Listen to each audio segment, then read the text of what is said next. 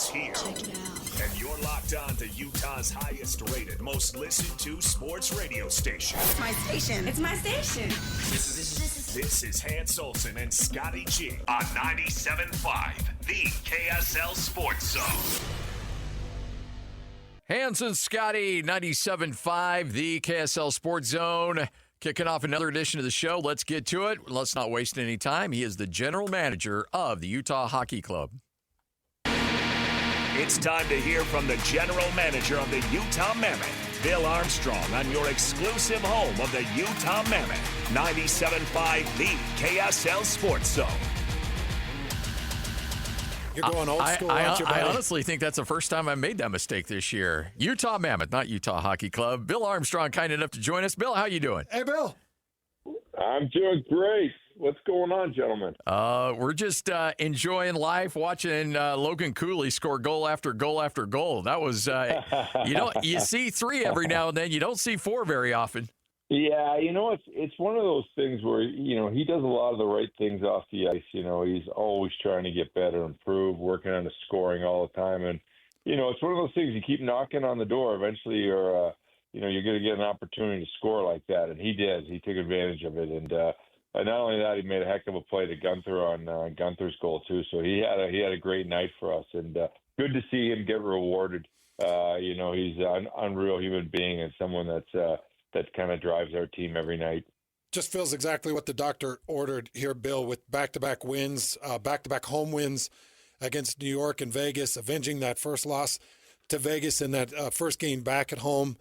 And Lloyd and I were going back and forth just before that New York game, and we're like, geez, where's that offense, man? Where's that crazy offensive attack? And you get it in New York, and then you get it against Vegas, but 5 scores. Just talk about the offense, how they've come around from that 4-game losing streak to now put 2 wins on the board. Well, I think for our team, we kind of, had success, and I think we got away from what made us have that success. And we're probably one of the fastest teams in the National Hockey League. And we take that puck and we go one way and we go north, and we get away from the fancy drop passes and the cute little plays and just put pucks and people at the net and use our speed. We create offense all day long. And we got to get back to that on a consistent basis. When we do that, we're going to be a winning hockey club because we've got a ton of talent, we've got a ton of speed, and we've got to use that. When we start playing slow and fancy, it doesn't work for us. So I think there's a little bit of a learning curve with our group and allowing us to kind of have success when we play the right way. How it's always fun to get a win in the NHL, but to do so in convincing fashion against the Golden Knights, does that mean a little something extra? Oh, 100%. I think it's a big thing for us with that ability to beat some of the bigger and better teams in the league. And the Golden Knights have been a great franchise from the moment they've come in. Whenever you get a chance to beat them, it's certainly rewarding, and it gives it gives you a little confidence as an organization that you can play against the big boys. One thing that Scotty and I continue to try to educate the listeners on hockey, and we continue to try to educate ourselves, but there's something in hockey called the penalty kill. And for people out there, when you got the penalty, you put a certain group on the ice. That group defends against the goal with a man down. And right now, the Utah Mammoth have the best penalty kill going back to mid-October. What's that unit doing? What's making it really work for them? Well, there's a lot of little details that go in, but one is clearing the puck. When you get a chance to get your hands on it, it's getting it out, and that we do a great job with that. It's winning the face-off and making clears, but it's also positioning and great goaltending. When a couple of years ago, when we were coming out of the rebuild, we wanted to put some time in to see if we could, put as much emphasis on the PK as we did the power play. And we came up with Kevin Stenlin was the man that was a great penalty killer. And so when we brought him into our organization, it changed everything. I mean, he takes great pride in that. He's out killing about 90% of the penalties that we take, and he's just a warrior out there. And he's playing with a broken nose right now and didn't miss a beat with it. So he's been unbelievable, and I think he kind of inspires our group. And I know John Madden, our coach, does a wonderful job too. He was a big time killer in his day, and he's really did a nice job in getting the group to buy in and believe that we can get it done every single time we're killing. So much of it seems like a goaltender's life is about momentum. And when you have a tender that struggles in the early part of a game, like Veggie did in New York against the Rangers, and then finishes really strong, how rare is it to see a guy right the ship in the middle of a game? Well, I think that's experience, and not letting one mistake lead to another. And he came back with an incredible performance against Las Vegas, that was, and you need that. If you're going to win, you got to have your goaltenders make those crucial saves. And he's been a big part of our success. Everybody goes through their dips, being average at times. But when he's truly, at his best, we're winning hockey games, and he's a huge part of our team. I've missed Sean Durzi, and I know that he's getting really, really close to return, but I think he's a fan favorite. He's one of my favorites. Nasty, plays with a chip on his shoulder. What's his expected return at this point? Well, it looks like at this point he's going to come back and play tonight, so I think it's going to be an exciting moment for our group, give us a little momentum, getting him back in the lineup. He's truly a warrior. He's truly somebody that kind of drives our team. I think the guys are going to be pretty excited that he's coming back to play tonight. He's a big part of the team. He's kind of like our engine behind the scenes. He's always going and trying to push the group. So it'll be a special night to have him back in the lineup. So the late great Jerry Sloan, when he was coaching the Jazz, every year you could set your watch to it because the Jazz would always petition to have a bunch of games on the road in Christmas because he wanted his guys away from their family before Christmas. He didn't want them worrying about shopping or any of the other stuff. You got a lot of family men. You got a lot of kids. Do you ever think like that? Like, you know what? This might not be a bad time to take our guys on the road. Are those ever conversations you have between you and the rest of the guys in the front office in the league? No. But I would just say there are no holidays in hockey. How's that sound? There you go. Know what I mean? Yeah.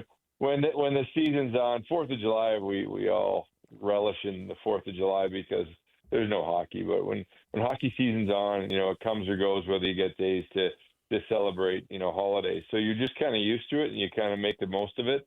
But really, I mean, we're used to it as hockey players. We've been playing it our whole life. And, it's just everybody knows sometimes you get the holidays, sometimes you don't, and you're trying to make the most of it. And our guys are pretty good with it. But, we're kind of a family-oriented group, so we don't mind the families around, and we don't mind family time for the players. Love getting these Canadian teams down here into the Delta Center, get them down to Utah, put them in front of this fan base. It should be a lot of fun. It's a very good Montreal team. Talk about them. Talk about kind of what your expectations are for your team in this closeout for your homestand. Well, they're a good team. They're young like us. They're built like us. It's going to be a battle. They can put up the offense. They can fly too.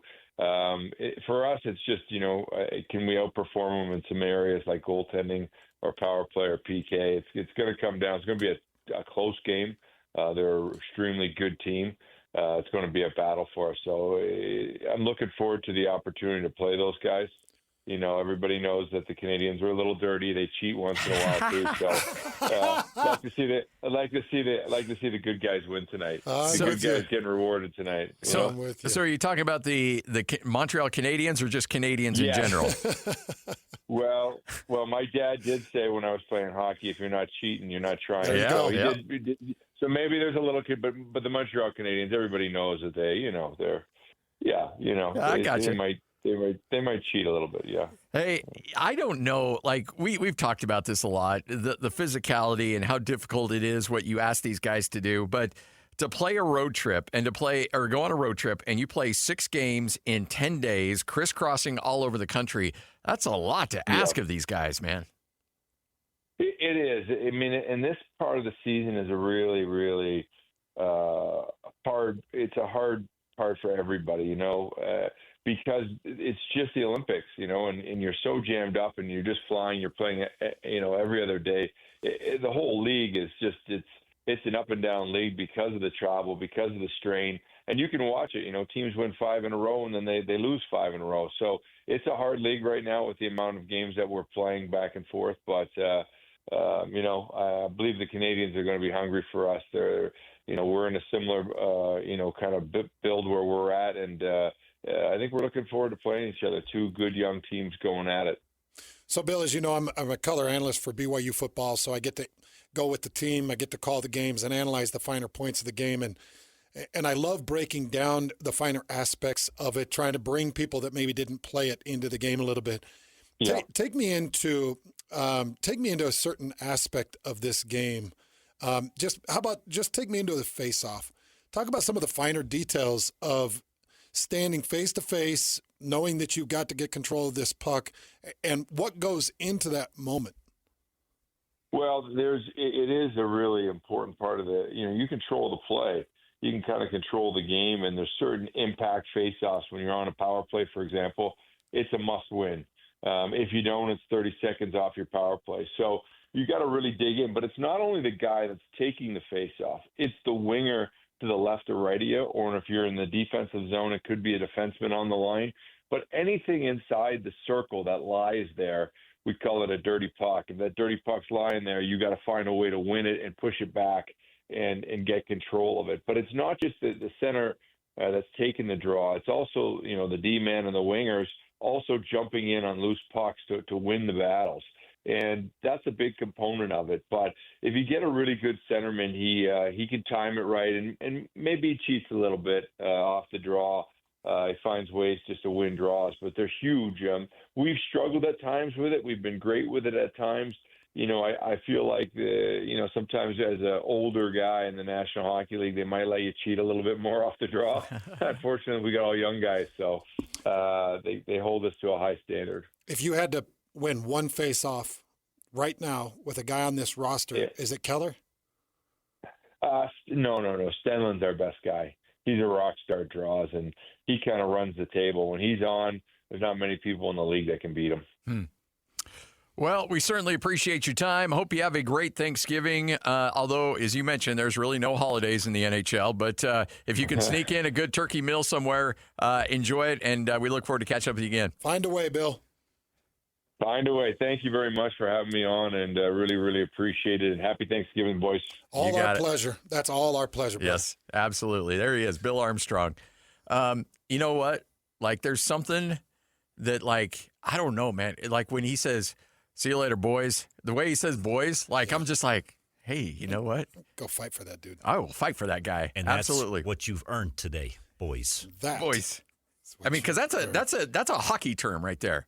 You don't see Kyle Whittingham saying, the boys came out and played a good game. That's not college. That's not boys. NFL. Nobody. That's only NHL. And so when we get lumped in and he calls us boys, and we're like, all right, you know what? Not bad being part of this fraternity. So he's calling for Kevin Stenlund. Yeah. He says Kevin Stenlund and didn't even blink an eye. He's like, because I know Keller had a very high percentage, but he's saying no. You go to the master, who is Kevin Stenlund. The face-off is always just it's interesting. Did he say, and that's just one of the small details of hockey that I must not really understand. Did he say that if you win a face-off, it takes 30 seconds off a power play? I thought he said. I don't think so. Okay. No, I didn't hear. Okay, I thought he said that, and I was like, 30 seconds off the power play. Like they shave it off. Maybe it's just that you're killing time with it. Oh, maybe that's what it is. Maybe you're just able to I think that's what it is. Like on average, you're going to possess it for 30 seconds and run 30 seconds off a power play. Because when he said that, I was like, geez, that just goes to show. I mean, you and I are working in our second season of NHL, 24, 25 games into the second season of hockey. And just so everybody understands, like we really have tried. We're jumping into this, and Bill Armstrong, the general manager, helps us a ton. Oh, yeah. A ton. And, it's great to go to games, be at the ice, see it in person. But, man, there's so many stinking little nuances. Like the game of football has all these little nuances that I just understand. In the call, it's easy because you understand the nuance and you're able to put the big picture out there. Well, I'm starting to understand the big picture of the NHL, but it's the small things that I'm trying to better understand. Yeah, and that's you get to a point where you understand the game enough to be dangerous, but then you want to know the why and the how, just not the big picture. And that's what we're striving to do for you. Yeah, because in a couple weeks here, when football concludes, it's all hockey. Oh, get ready, folks. Yeah, it's all hockey all the time. You're going to get force-fed some hockey. Yeah, we are. We're going to jump into this hockey thing. And, we always keep you updated on NFL, and we keep you updated on college off-season and open transfer portals and NILs. And college definitely keeps us busy, but it's going to be a lot of NHL talk. Yeah. It's a front office Wednesday because coming up here in about 10 minutes, Danny Ainge will join us on the program. Yeah, and I know Danny is extremely busy today, and just kind of going back and forth with him today. He's a very, very busy man. Yes. And I appreciate him being willing to step away from what he's doing to take a few minutes with us. And I want to ask him. I told him we'd keep it quick, but I want to catch up with him. Because I think this is a really good time of the year for general managers and scouts to go out and observe guys in different situations, because these MTEs that are going on right now in college basketball, you're throwing a lot of guys early in the career, so they're as healthy as they're going to be all season long, and you're throwing them in a situation where they don't really have a lot of time to game plan for individual teams because it's early in the year. A lot of coaches and rosters have been upended, and so you're essentially playing teams without a lot of scout, with a lot of preparation, and you throw them out on the court and see how they can handle themselves. And I think scouts really enjoy these early season MTEs, and you see differing styles. And, you get into the middle of conference play, everybody knows the book's out on everybody. Like, everybody knows your strengths, your weaknesses, because they've scouted you like crazy. But these MTEs are a little different. You just throw everybody in the mix and say, all right, go play each other. Ready, go. Yeah. And so you learn a lot about who these guys are. It's a good place to be, right? I mean, oh, yeah. And I'm sure he's not, there's no great Alaskan shootout for Danny. I'm sure he may be in the heart of Atlantis tournament or somewhere in Orlando or somewhere warm. I know he's extremely busy. Yeah. So appreciate him taking a few minutes, because we do need to talk a little bit about this Jazz team currently on a 4-game losing streak, losing to the Lakers on the road, Oklahoma City at home, the Lakers at home, and then on Monday they lost to Golden State. Now, they'll get tonight off. They'll get Thanksgiving off, and they'll be back to action on Friday against Sacramento. But you get 3 games at home starting on Friday. You get Sacramento, and then you get Houston twice on Sunday and Monday. So you get some home attention, and right now Keontae George has been the guy. Keontae George has found his scoring stride, and he's starting to look better. He's been your lead scorer and assists in this 4-game losing streak. So scoring and assists, Keontae George has led this team. We'll just kind of get some of Danny Ainge's thoughts on Keontae and get some of his thoughts on this team, what he expects from him on this homestand. Yeah, and this is a fun stretch for the Jazz. We're giving away tickets, and we had a great opportunity for you to win tickets. Remember, every Tuesday we have your Jazz Ticket Tuesday, where we give away Jazz tickets every hour on the hour. All right, we'll take an early break. Hans and Scotty, 97.5, the KSL Sports Zone, so we make sure we're back in time for Danny Ainge right here on 97.5, the KSL Sports Zone. The Cougars is right here on the KSL Sports Zone. It doesn't get much bigger than this as the Cougars look to earn a spot in the Big 12 title game as they take on UCF in Provo. Your home for the best coverage of Cougar football is right here on 97.5, the KSL Sports Zone. This is Hans Olsen and Scotty G, presented by Mountain Land Supply on 97.5, the KSL Sports Zone. All right, you still have some time. Get a hold of our guy, Kenny, at Kenny J's Barbecue, and secure your turkey for tomorrow. If you don't want to deal with all the stress, or if you've been a guy and thinking you can just show up at some box store and buy a turkey right now and have it thawed out and ready to go, guess what? You won't. So call Kenny. Kenny will get you squared away right now with your own personally smoked turkey. 801-230-5396. Or brisket. Or brisket. Or both, because I'm doing both. Nice. Kenny's smoking both for me. Yeah, attaboy. And I am happy to pay him and happy to get that amazing smoked meat the day of Thanksgiving. So he's still taking orders? I'm assuming so. Because he's going to have to get it on the smoker. Yeah, pretty quick. Really quick. So I would say call right now, 801-230-5396. Hey, we're getting Danny Ainge on here in just a second. Did you see this tweet? I did. I said, I love this. Which controller do you have the best memories with? It's number 2, and it's not even close. Oh, it's the original Nintendo controller. Yeah. Go to @975Hans, and you can see 20 different gaming controllers. And I went with number 6. And I went with number 6 because this was my college controller. Yeah. It was GoldenEye 007, and it was NFL Blitz. Yeah. And it was hours and hours and hours of gaming. GoldenEye, revolutionary game. All your first-person shooters and all that other nonsense you got now, it's all back to that game. Yep. And then number 2 would be number 12. Number 12 is Halo and all that nonsense. Hans and Scotty, 97.5, the KSL Sports Zone. It's time to check in with Danny Ainge. It's time to talk Jazz basketball with the CEO of the Utah Jazz and NBA legend, Danny Ainge. With Hans Olsen and Scotty G on 97.5, the KSL Sports Zone. Danny Ainge, kind enough to join us right here on 97.5, the KSL Sports Zone. Danny, how you doing? Hey, Danny. I'm good. How are you guys today? Happy Thanksgiving. Happy Thanksgiving to you as well. Hey, how important are these early MTEs in college basketball to get a grasp on who these guys are? Do you learn a little bit more about these guys in these kind of situations? Well, I don't know how important each one of the games are, but it's sure nice when you have to go travel to follow teams around all the rest of the year to see and hear, and so you come in and you get to see 18 teams in one setting over a few day period. So that's a lot easier, a lot nicer just to be able to get to see them physically. And so now when you go the rest of the year and you're watching film, you've had a chance to see how they interact and with their teammates, their coaches, just the whole personal touch, their bodies, how athletic. Now it's easier to watch film the rest of the year.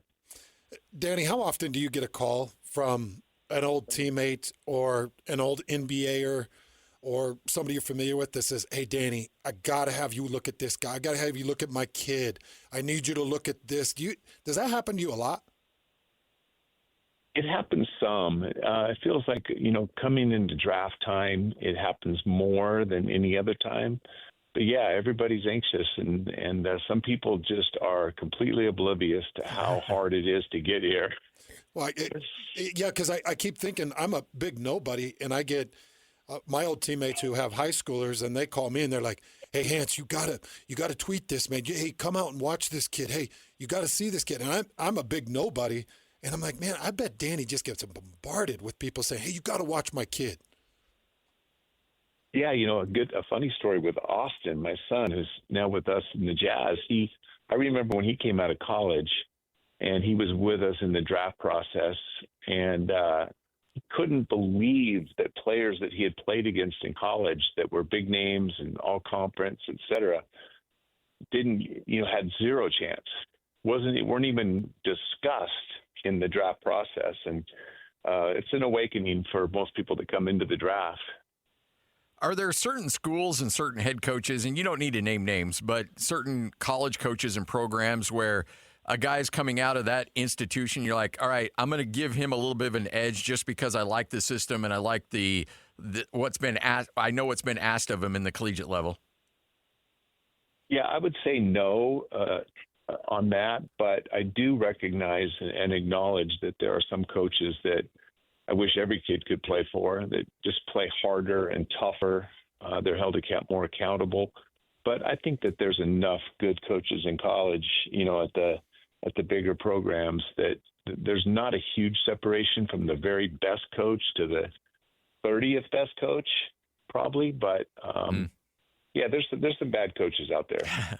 You mentioned how difficult it is to get to the league, and I was thinking about it just looking at my son who's currently on a mission and his chances of getting to the NFL, being a third-generation Olsen, and then looking at you and when you came into the NBA, I just feel like nowadays, Danny, to be a professional athlete, I feel like it's 5 times more difficult than it was when I came into the NFL. Maybe even more difficult with the NBA because the emergence of the European player. How difficult is it for these guys to make it nowadays? Well, it is hard. That's why you see first team All-Americans that don't make it sometimes. The college game and the European game are different than the NBA game, and with spacing especially. And I think that it's just a difficult transition to make. But I don't know if it's harder. I mean, in the earlier days, it was 23 teams and 12 players per team, and now you have 30 teams and 18 players per team. So there's a lot more spots available. But yeah, it's a worldwide game more and more, and there's more people playing in the young leagues. So yes, it is every bit the challenge it always has been. As a evaluator of talent, with the essentially college is almost a completely different game than the NBA because of the spacing and the lack of freedom of movement. So how hard is that to project what a guy will do? Like VJ Edgecombe has a really good college career, but now he's blowing up at the NBA level because of that system that allows him to really accentuate his skill set. So how hard is that to project, okay, he did this in college, but boy, when he comes here, he's going to do this? Well, I think VJ Edgecombe, as an example, was pretty well projected by unanimously every team in the league. I don't think he was so hard to project. He's a tremendous athlete, and turning out to be a very good player at a young age is not shocking for most of us that have watched him play. Hey, Danny, you've been a part of a lot of things that ramp up anxiety, take a lot of effort and energy, and you've had a lot of accomplishments.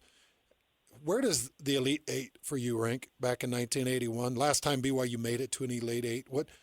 How tough is it to get there? What's it like when you get there? And how much does that sit on your mind? Or how fresh is that memory for you? Vance, like most of my life, I wish I wasn't this way to this extent. But I remember the losses more than the wins.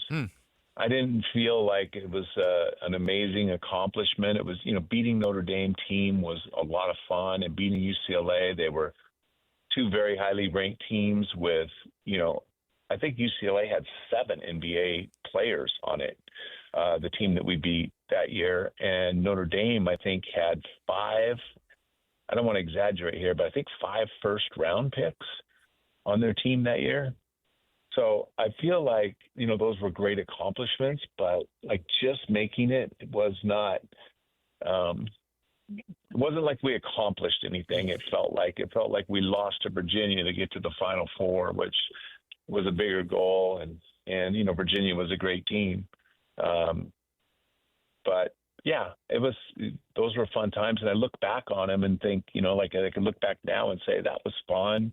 It was a great year, but we just came up short. Does it shock you that you're the last one that made it to an Elite Eight in BYU history?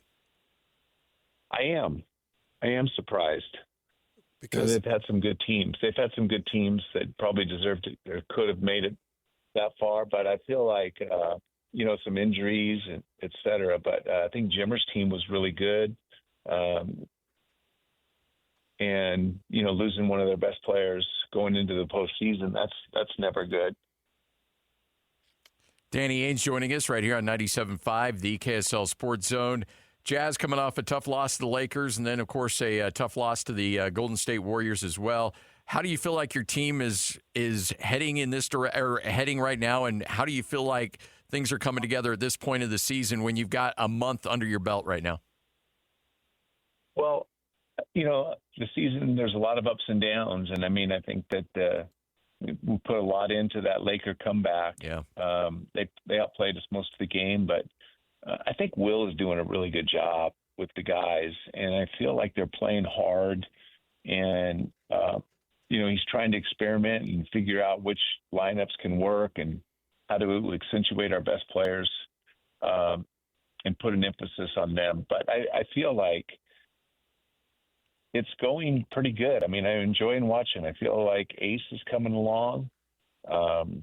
We've had a couple of guys. EJ had a big game yesterday in the G League. No, it was on Monday, but I'm excited about what is going on. Actually, I see some really good things and very positive about it. Certainly wants Keontae George. It's got to be Danny. I'm sorry I lost you there. I said one of them has to be Keontae George at this point with his development. Yeah, Keontae's having a fantastic year, and more than just the offensive output and the assists, but like defensively, he's playing better. And again, I think that Will is doing a really good job, and his whole staff of just holding the players accountable and taking them out when they're not playing defense, they're not running back in transition, they're missing the box out. We got a lot of young players that are not doing, and veterans too. I mean, veterans aren't without making mistakes. And I thought the Golden State game was just kind of a blah game. That was a little bit disappointing. It wasn't. There were some good moments in it for sure, especially with Keontae early in the game and Ace with some really good plays. But I feel like defensively we took a big step backwards in the last three quarters of that game. So this day and age of YouTube and social media, people can drag up old quotes really quick, and sometimes you'll hear something that somebody said a few years ago. You're like, wow, I don't even remember that. My kid the other day, my 14-year-old, who's a sports nut, was going through some YouTube clips, and he was just powering through a bunch of them, and he sees an old interview in which you and I think Charles Barkley weighed in and talked about an NBA player that not a lot of people remember or give the credit to that he deserves, but you said that you feared him as much as anybody was Andrew Toney. Talk a little bit about what he was like as a player and why he was so difficult back in the day.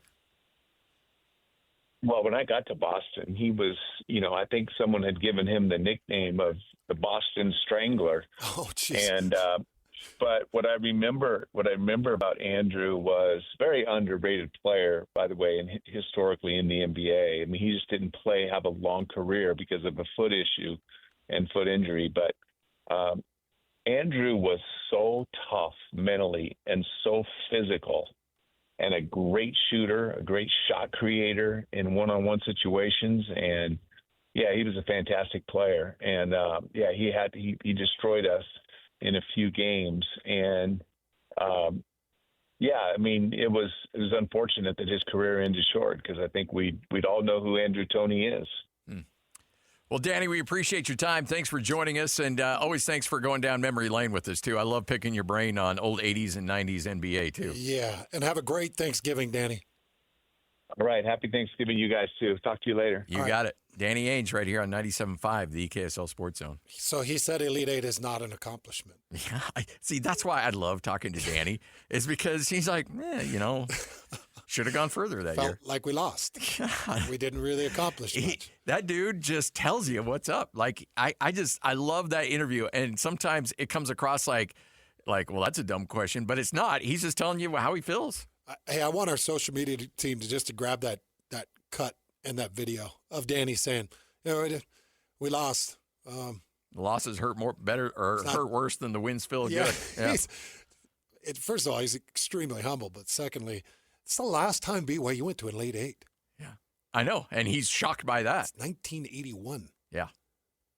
And, we look at A.J. DeMonsa, we look at Rob Wright, we look at Richie Saunders, Keba Keita, and we say, well, if they don't get to a Sweet 16, that's a letdown. I look at him like, man, if they don't get to a Final Four, that's tough. I mean, Danny would say if they don't get to the championship, then they haven't achieved anything. Yeah. I mean, his take is to Elite Eight. I mean, it was great to beat Notre Dame, and UCLA had 8 NBA players on it, but so what? Who's counting? Those are 2 good wins. Those are 2 good wins. I just see how tough the tournament is. Oh, yeah. And when it's one and done, it's just anything can happen. I also do look at the NBA today, and I say it is way more difficult to make it in the NBA than it was in the 80s and 90s as an American player. And just by the sheer numbers you mentioned, now we have the influx of European players just taking spots right and left. And for good reason. They're more than talented enough to do it. It's just, I mean, they're so limited. And you're right. Like, if you go back and you look at that Illinois team that Darren Williams was a part of, Darren Williams wasn't a first-team all-conference. Darren Williams was not the Big Ten Player of the Year. That was D. Brown, who the Jazz picked up late in the second round just to make Darren happy and was gone a year later. Yeah. D. Brown was really the face of that team, but everybody knew Darren Williams was the better player or would be a better player in the NBA. European players make up 20% of the NBA. There were a record 71 European players representing nearly 18% of total players on opening night rosters. With France, Serbia, Spain, all contributing players. So over 20%, it's tough to make it. Yeah. And the people that I see come through this state, the players I see come through this state that don't make it, and you're like, he didn't even sniff it. Didn't get a shot. Yeah. Then you see a Jakob Hurtel who comes through, and Jakob has had a fantastic NBA career, and you're like, oh, great, that's awesome. But it just feels like it's 1 in 100, 1 in 200. Well, and I remember Tom Nasalki when I was doing this show with him, and somebody came up to him at a Jazz game, and the guy was like, hey, how great of a career is Jimmer Fredette going to have in the NBA? And Tom looks at him and goes, if you want to look at a guy that's going to have a great NBA career, it's not going to be Jimmer. It's this guy playing at Weber State. And the guy's like, who? And the guy, you need to look at Damian Lillard. Damian's going to have a better NBA career. And this guy's like, what? You don't know anything about basketball. Talking about. And I think the guy knew what he was talking about. Well, it was close. I mean, we'd have to pull up the numbers. And that's the thing. Like, people are always like, they fall in love with their guy at the collegiate level, and they think he's going to be great. And it's okay to be an elite college player and not be a great player at the next level. That's why I think what Sam Merrill's doing is a wildly successful story. Yeah. It's just absolutely incredible. I want to hit two things, one about the Big 12 and one about the CFP and the what you may have missed. College football playoff rankings are out. We will break those down for you. Coming up next, 97.5, the KSL Sports Zone. Nobody gets you ready for Utah football more than the KSL Sports Zone. Ready? The regular season comes to an end for Kyle Whittingham and the Utes as they hit the road for a battle against Kansas. Your home for the best coverage of Utah football is right here on 97.5, the KSL Sports Zone. This is Hans Olsen and Scotty G. Presented by Mountain Land Supply on 97.5, the KSL Sports Zone. Hanson Scotty, 97.5, the KSL Sports Zone. Hey, it's a Win Ticket Wednesday right here on 97.5, the KSL Sports Zone. Caller number 12, 801-575-ZONE. You'll win 2 tickets to see Nate Bargatze's Big Dumb Eyes Tour at Delta Center coming up December 4th through 6th. By the way, he added a couple more shows, and so that thing's hopping. Hottest ticket in town, December 4th through 6th. Nate Bargatze, and if you're calling number 12, giving away tickets? Those tickets are yours. Good for you, man.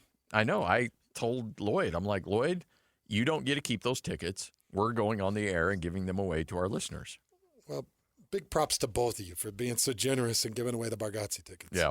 And by the way, Kenny J's Barbecue, I want you to text Kenny right now and see if he can help you out. 801-230-5396.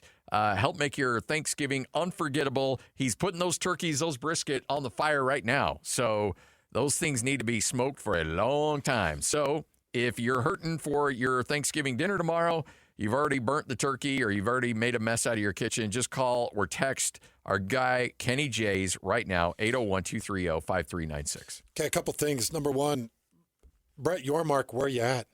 Yeah. What you doing? Where are you at? Brett Yormark. Are you in San Bernardino? Where are you at? Hello. Hello. Brett, where are you? No comments from the Big 12. It's Wednesday. Yeah. They just hammered BYU at the Mormons. Yep. And then the College Football Playoff Committee just hammered BYU. Yeah, keeping them out of their first team out again. Yep. Brett, where are you? Where's the announcements? Where's the fines? Where's the leadership? What are you doing? What rock are you under? Yeah. Come out. come out, because you are an intimidating force. And I know that you do not stand for bigotry. I know that. He's made that very clear with his beliefs and who he is, that he's not messing with that stuff. But where are you? It's Wednesday. Yeah. This happened last Saturday. So I would love to get some type of announcement, even if it's, hey, we're not going to fine Cincinnati because we feel like they preemptively try to get out in front of it with a crowd announcement. Okay, so make some explanation. We don't truly feel like the Mormons are under a threat, and this is a Christian group that we feel okay about mocking. Like, give me something. Yeah. All right. So here's my guess.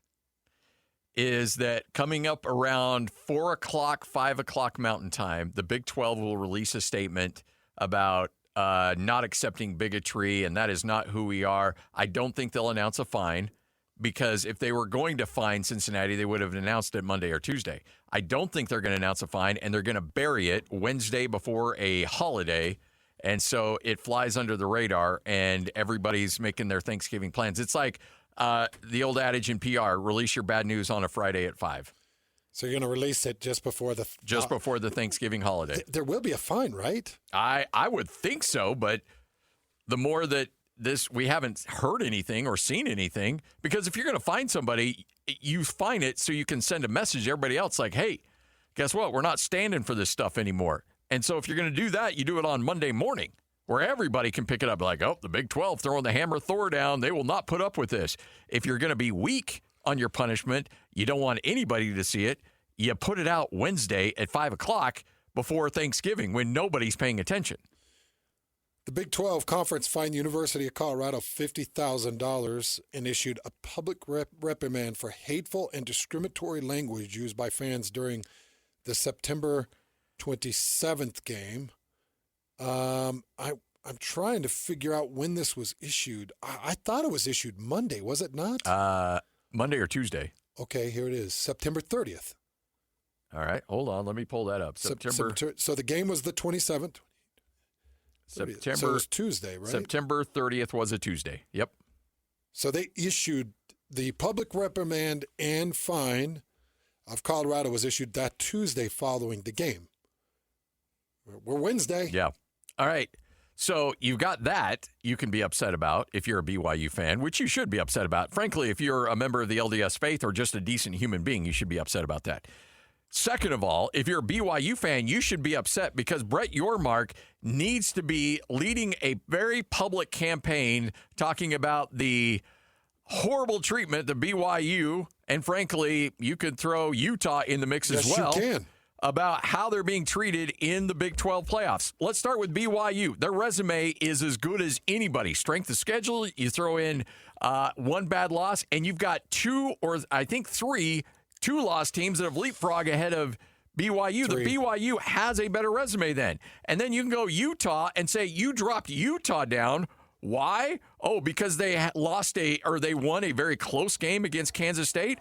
Well, let me show you Texas A&M and what they went through, and they were playing a really bad South Carolina team. They're down 30-3 in that game. Comeback. And had to come back and win that game. But you didn't hold them anything against them about that. Right. So I was going through it this morning. I went through it with a pretty fine-tooth comb, and I left my notes on my desk. I've got a couple here, but I think that Utah is a better two-loss team than Oklahoma, Alabama, Notre Dame. Let me explain.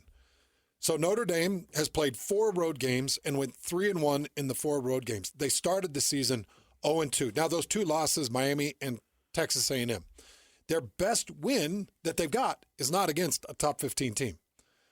Then you got number 10, Alabama. They played 4 road games, went 3-1. They lost to a 5-6 Florida State team that lost to Stanford. That's a 5-6 Florida State team. That's one of Alabama's losses. And then you got Oklahoma, 9-2. They lost to Texas 23-6. Texas did them up. Yeah, 23-6. They've played only 4 home games. The 3 two-loss teams that are in front of BYU played 4 road games. BYU's played 6 road games. They're 5-1 in the 6, and BYU has played 6 bowl-eligible teams, has won 6 bowl-eligible games against teams that are bowl-eligible. The resume is very strong for BYU, and actually it's very strong for the University of Utah that they're getting screwed in this whole thing too, and we just don't – there's nothing put together. BYU, worst case, should be 9. Utah should be 10. If you want to put Utah as the last team out, all right, okay, fine. They're a 2-loss team, but BYU needs to be in the top 10. They really do. And I think, and so I was talking to somebody this morning, and they said, well, maybe they can jump up if they beat Texas Tech. Well, yeah, they're going to jump up because they're going to have the automatic bid. And Texas Tech, they may drop Texas Tech out of the thing. This isn't a shot against BYU. It's not a shot against Utah. It's a shot against the Big 12. They are saying the Big 12 conference, we feel as that they're as quality of a representative in the college football playoff as whoever comes out of the G5. The G5 is going to get 1 spot, and the Big 12 is going to get 1 spot. So that's a shame. It is. Right now, the SEC represents 5 of the top 10. The Big 10 represents 3 of the top 10. Your other 2 are Texas Tech, and then Notre Dame as an independent. Yeah. Can we please get over this Notre Dame love affair? It's never going to happen. We need an entire generation of writers and journalists to die before that happens. What's crazy is I like to say stuff in front of Frank. Well, no, they just need to age out because you got these old blue hairs who grew up loving everything about Notre Dame and worshiping everything, and they pray to St. Rudy every night. And it's like, what? Why? I mean, okay, last year, Notre Dame played in the championship game. Great. Every other year, they've been to the college football playoff. They not only lose in the first game, they get obliterated in the first round. They have no business being there. Cincinnati gets there and gets obliterated by Alabama. They're like, oh, they should never have been there. Well, look at Notre Dame. Notre Dame gets hammered every year they play. And not in the way that Lloyd – no, never mind. I'm sorry. That's my bad. When does football put the pinch on them? I'm sorry. It never happens. Put the pinch on them. They're independent.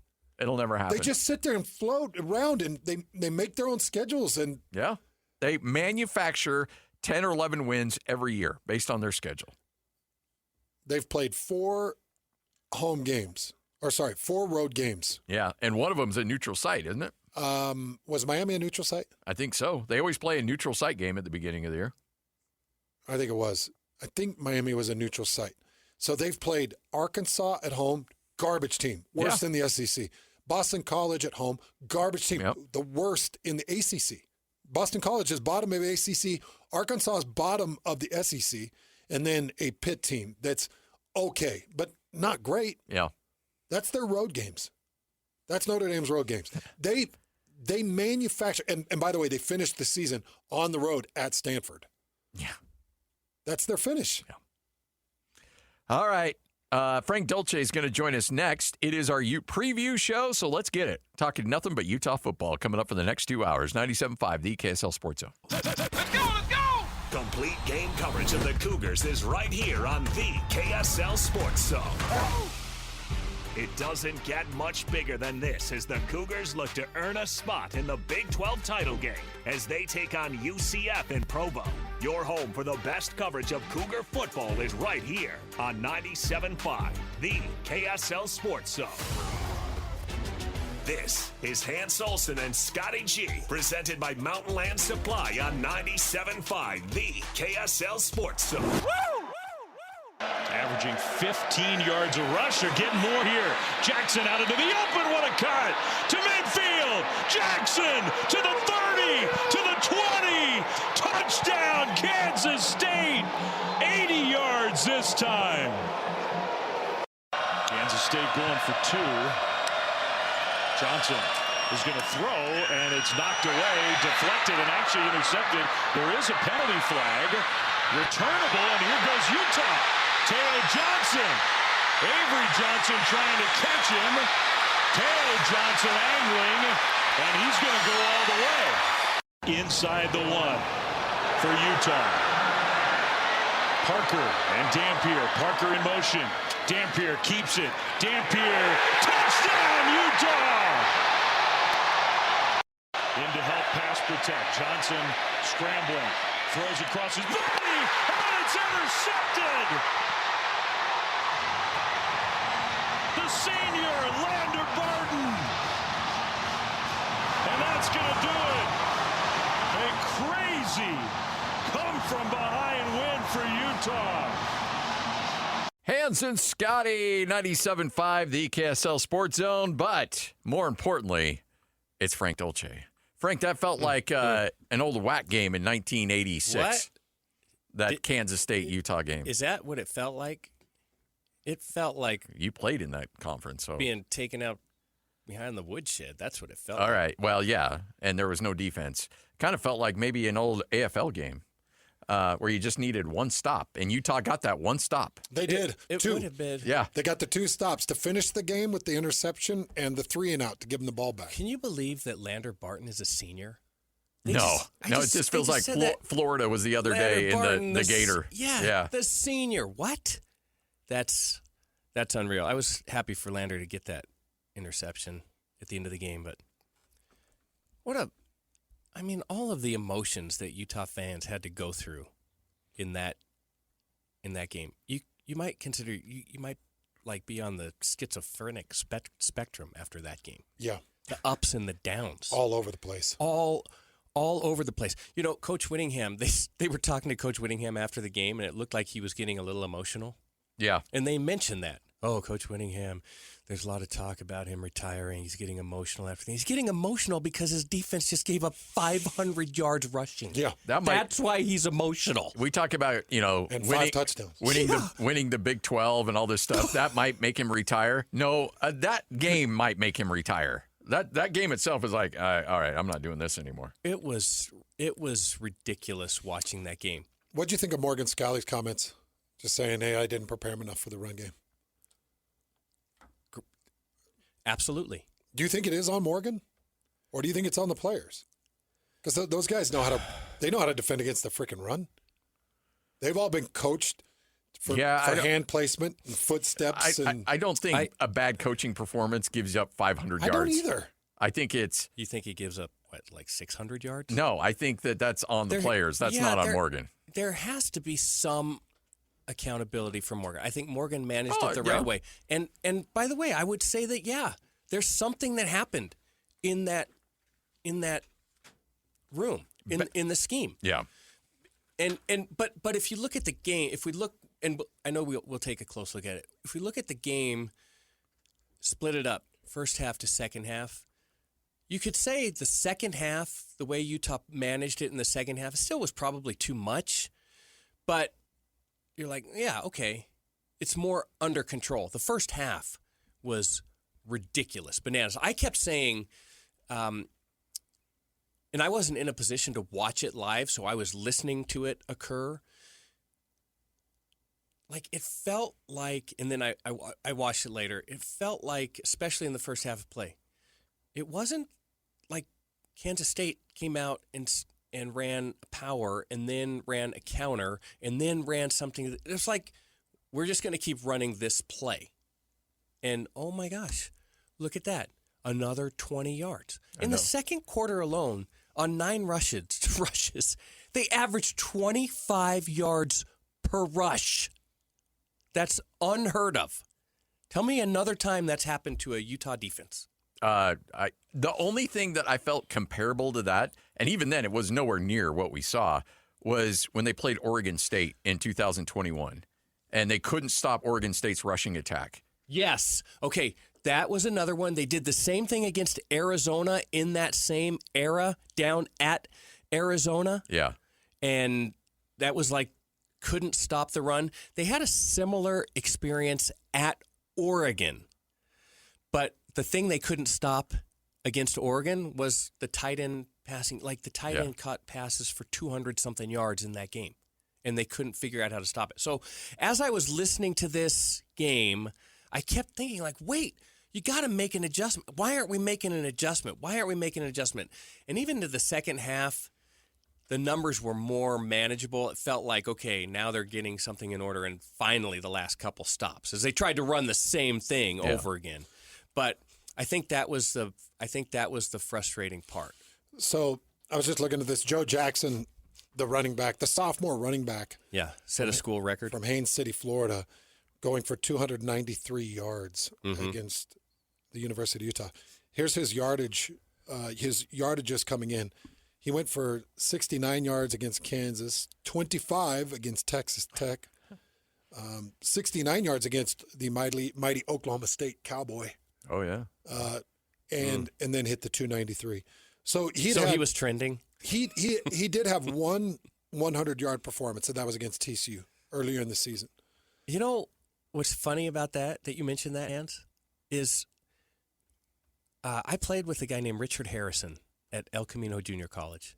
Richard Harrison was so super talented, very talented, but could never crack his way into the starting lineup. In fact, he played behind a guy, you may know him, Aaron Craver. Aaron Craver played with the Miami Dolphins for several years. Oh, yeah. After. He played at El Camino? He played at El Camino Nice. for 2 years, and then he went to Fresno State, and then he played with the Miami Dolphins. He was very good. Yeah. And Richard Harrison was kind of stuck in behind this guy. Well, he couldn't ever really get going. He had a couple chances to start, but it was similar, 40, maybe 50 yards a game, whatever. All of a sudden, Aaron Craver goes down and pop Richard Harrison in the starting lineup. He goes for 225. He set a school record, like out of the blue against Mount Sac. It's weird. Like it was so weird. That's weird, man. And this is one of those performances. It's like doesn't. That's right. Such It doesn't an outlier. Yeah. Like, I guess another one you could throw in is Frank the Tank, the UNLV game. Absolutely. That's exactly right. A guy that was a good running back, but Frank Summers. not that. Frank Summers, you didn't expect that. Yeah. So I mean, back to the original question: is Morgan Scalley right? Yes, Morgan Scalley is right. I would say that it's really hard to tell. I would say there was probably something in preparation that didn't occur. I would say more so something happened in game adjustments that didn't occur from the sideline or from the booth. But I would also say that Kansas State saw something on film. We've talked about this throughout the year. Utah has had a tendency this year to get gashed in the run game at certain times throughout the year, like big yardage all of a sudden. But the opponents have never really been, maybe BYU, really been like all in on the run. Like, we're just going to run the ball. I feel like Kansas State saw something on film that they thought they could exploit, and they went all in. They were 100% in, and especially the first half of play, they exploited that. Yeah, and look, Hans and I are a little biased because he's a good friend of ours, but Matt Wells has been around this game a long time. I love Matt Wells. And Matt's one of my favorite dudes, but he's exceptionally smart. And he's also a guy that isn't going to outthink things. If he thinks he's got something that's going to work, he's going to go to that well over and over and over again. Yeah. And that's and the one time where he didn't was that first series in the third quarter where they tried to throw the ball a little bit, and it's like, okay, that didn't work. That didn't go Let's well. go back to running the ball. Absolutely. Matt Wells is a guy like he should be head coach again. I think he's going to be a head coach again somewhere. Yeah, I'm a little worried, though. Overall, things have not gone well at Kansas State. The way things have gone at Kansas State. I know there were high expectations. There were high expectations for Kansas State as well. Yeah.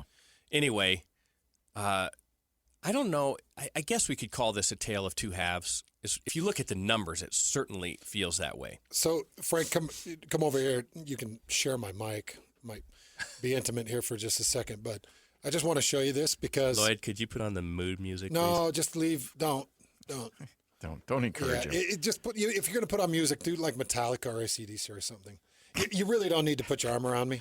By the way, you can see all of this on our KSL Sports video page at youtube.com. Yeah, I've been doing a lot of push-ups. It's like a side of beef. I actually did. I maxed out some bench this morning. Okay, so this is interesting. So Utah is running a 4-down, so they're running even front. They got 4 downs, and they've got 7 in the box. So, it's your typical defensive front. Yeah. So watch this. The Utah defensive line opens up vertically and not laterally. So you get penetration from your right defensive tackle, and you get held at the line of scrimmage on your right defensive tackle. So your gap opens up laterally. That's one problem. You all need to be on the same play when you're on run stop defense. The other problem is John O'Hall is playing very undisciplined at the linebacker position. This is a right formation, and it's going to be a cutback into the A gap. Mm-hmm. But watch John O'Hall. John O'Hall gets all the way over the top as the right outside linebacker, all the way over the top, and takes himself completely out of the play. What do you think go back to that? What is he reading? Why is he over there? Well, what is his key on that? I think that this is a right side B gap play. So he's going, I guess. And then it cuts back to the A gap, the left side A gap. But John O'Hall, he's so far out of the John O'Hall takes himself so far out of the play that the right guard, who's responsible for next level, instead of picking up the middle linebacker, he's able to pick up the left outside linebacker, which is John O'Hall, which opens up the big breaking run for Joe. So that's just undisciplined linebacker play. And you're getting penetration from the right defensive tackle. You're getting held at the line from the left defensive tackle. So it opens up this big vertical gap for a cutback lane. And by the way, this is just one of many 20-yard plus runs that broke. So you're saying that you think maybe it was more on the player lack of discipline side in that game? I think on many players. Yeah. I still don't mind. Yeah, I hear what you're saying, and I think that if you go back through the film like that, that's what you'll find is players out of position. And I'm certain that they weren't like preparation wasn't that way. But I still feel like Coach Scally managed it the right way. Like you put it on your shoulders. You don't say, all right, you know what? I'm going to give you 3 players that were horrible. No, that always backfires on you. And he didn't say that's not the way we're prepared during the week. No, he had his teams back. He had his players back. He took the criticism. And then when you go behind closed doors, then you rain fire and brimstone. Absolutely. But you insulate your players. Yeah, I think he did.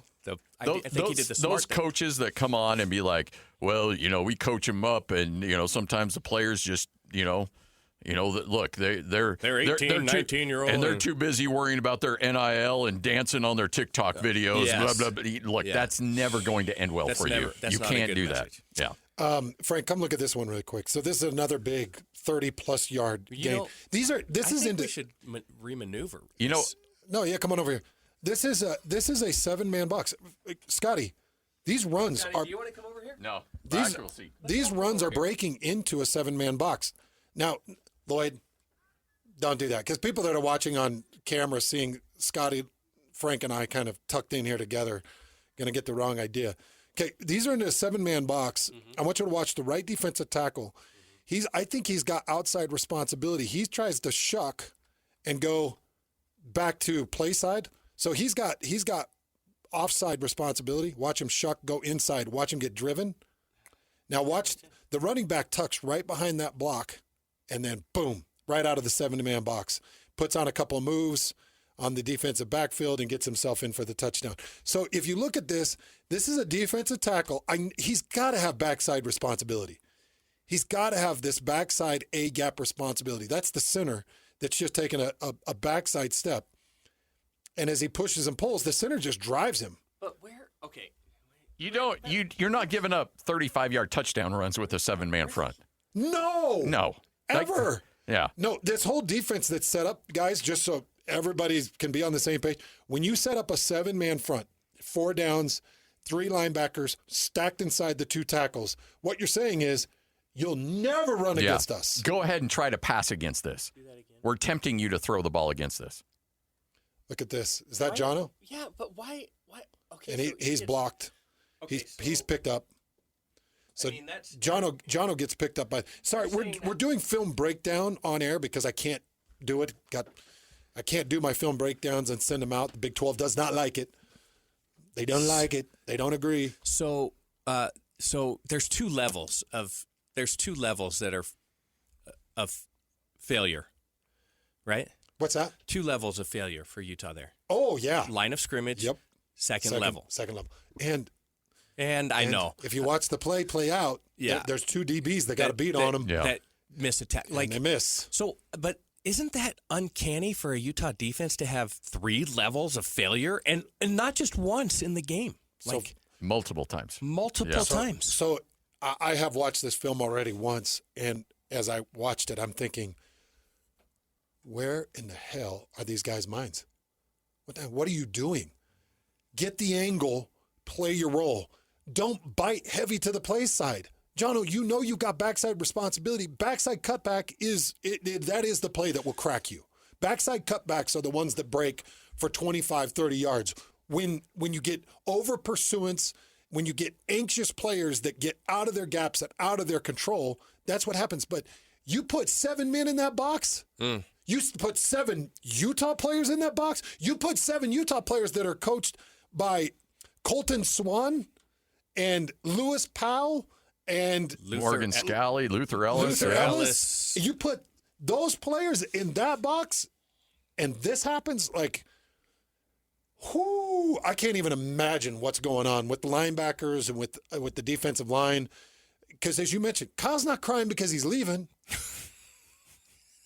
He's crying because he saw his defense give up 475 yards of rushing offense, and then he watched his offense carry the load, and he's probably thinking, thank heavens for Jason Beck for pulling, because this would have been a horrible loss, guys. Oh, yeah. Oh, horrible. Are you kidding me? Oh, it would have been a bad one. I'm driving, listening to this game, thinking, I cannot believe this is happening after all that they've gone through and done and overcome, and the offensive productivity that they've had the last several weeks. This is how they're going to lose a game. This one, like this. This could be Kyle Whittingham's last game in this stadium. A complete bomb by the defense. Yeah.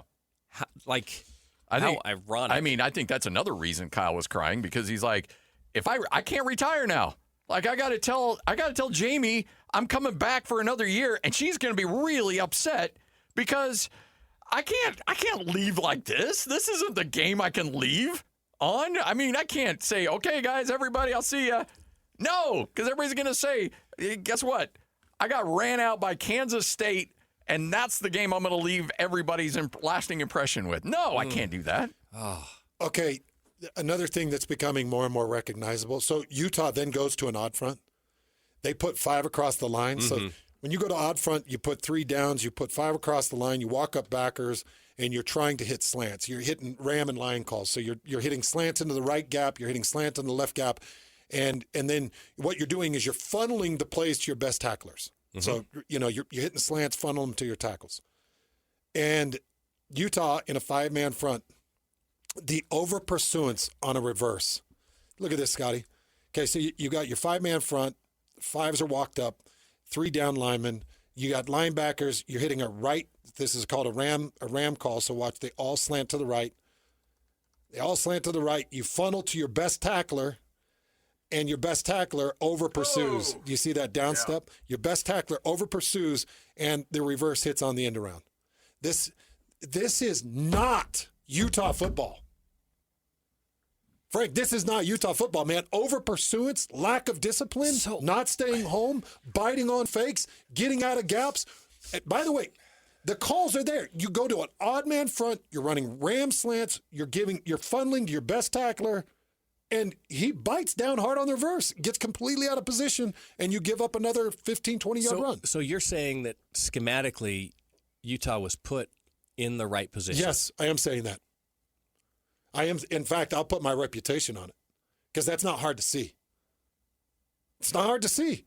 7-man box, odd man fronts, running hard rams and lions. What you're saying is we're going to stop the run. Mm-hmm. And by the way, I'm not acting like I'm perfect, because Scotty happens to know about a Virginia game and a running back that went for 250 on me. And we were doing all that. We were shoving the box full. And we had one of the best linebackers in the country. And we were all trying to hit gaps. I was getting blocked. I was getting carried by the ball carrier. I couldn't do anything right. So it happens. I understand it happens. It just sucks that it happened against Kansas State and nearly cost the loss. And it happened, like, it didn't happen to one player. It didn't happen to one position group. It felt like it's complete. You're right. Yeah, it's contagious, like missing free throws. Exactly. Like everybody starts. And then you see somebody that's screwing up. You're like, well, I got to do his job too. And so then you start to reach, then you're trying to do something extra, and then you're out of position because you're trying to do something else. And the other thing that's really obvious, when John Henry Daly went out, that was I was gonna bad. I was gonna ask you about that. How much that individual loss impacted the overall defense? It was bad. In fact, hold that thought. Let's get to that and why the chain of events from that could have led to what we saw on Saturday. All right, Hans and Scotty, 97.5, the KSL Sports Zone. It's your Ute Preview Show right here on the Zone. Nobody gets you ready for Utah football more than the KSL Sports Zone. Ready? The regular season comes to an end for Kyle Whittingham and the Utes as they hit the road for a battle against Kansas. Your home for the best coverage of Utah football is right here on 97.5, the KSL Sports Zone. This is Hans Olsen and Scotty G, presented by Mountain Land Supply on 97.5, the KSL Sports Zone.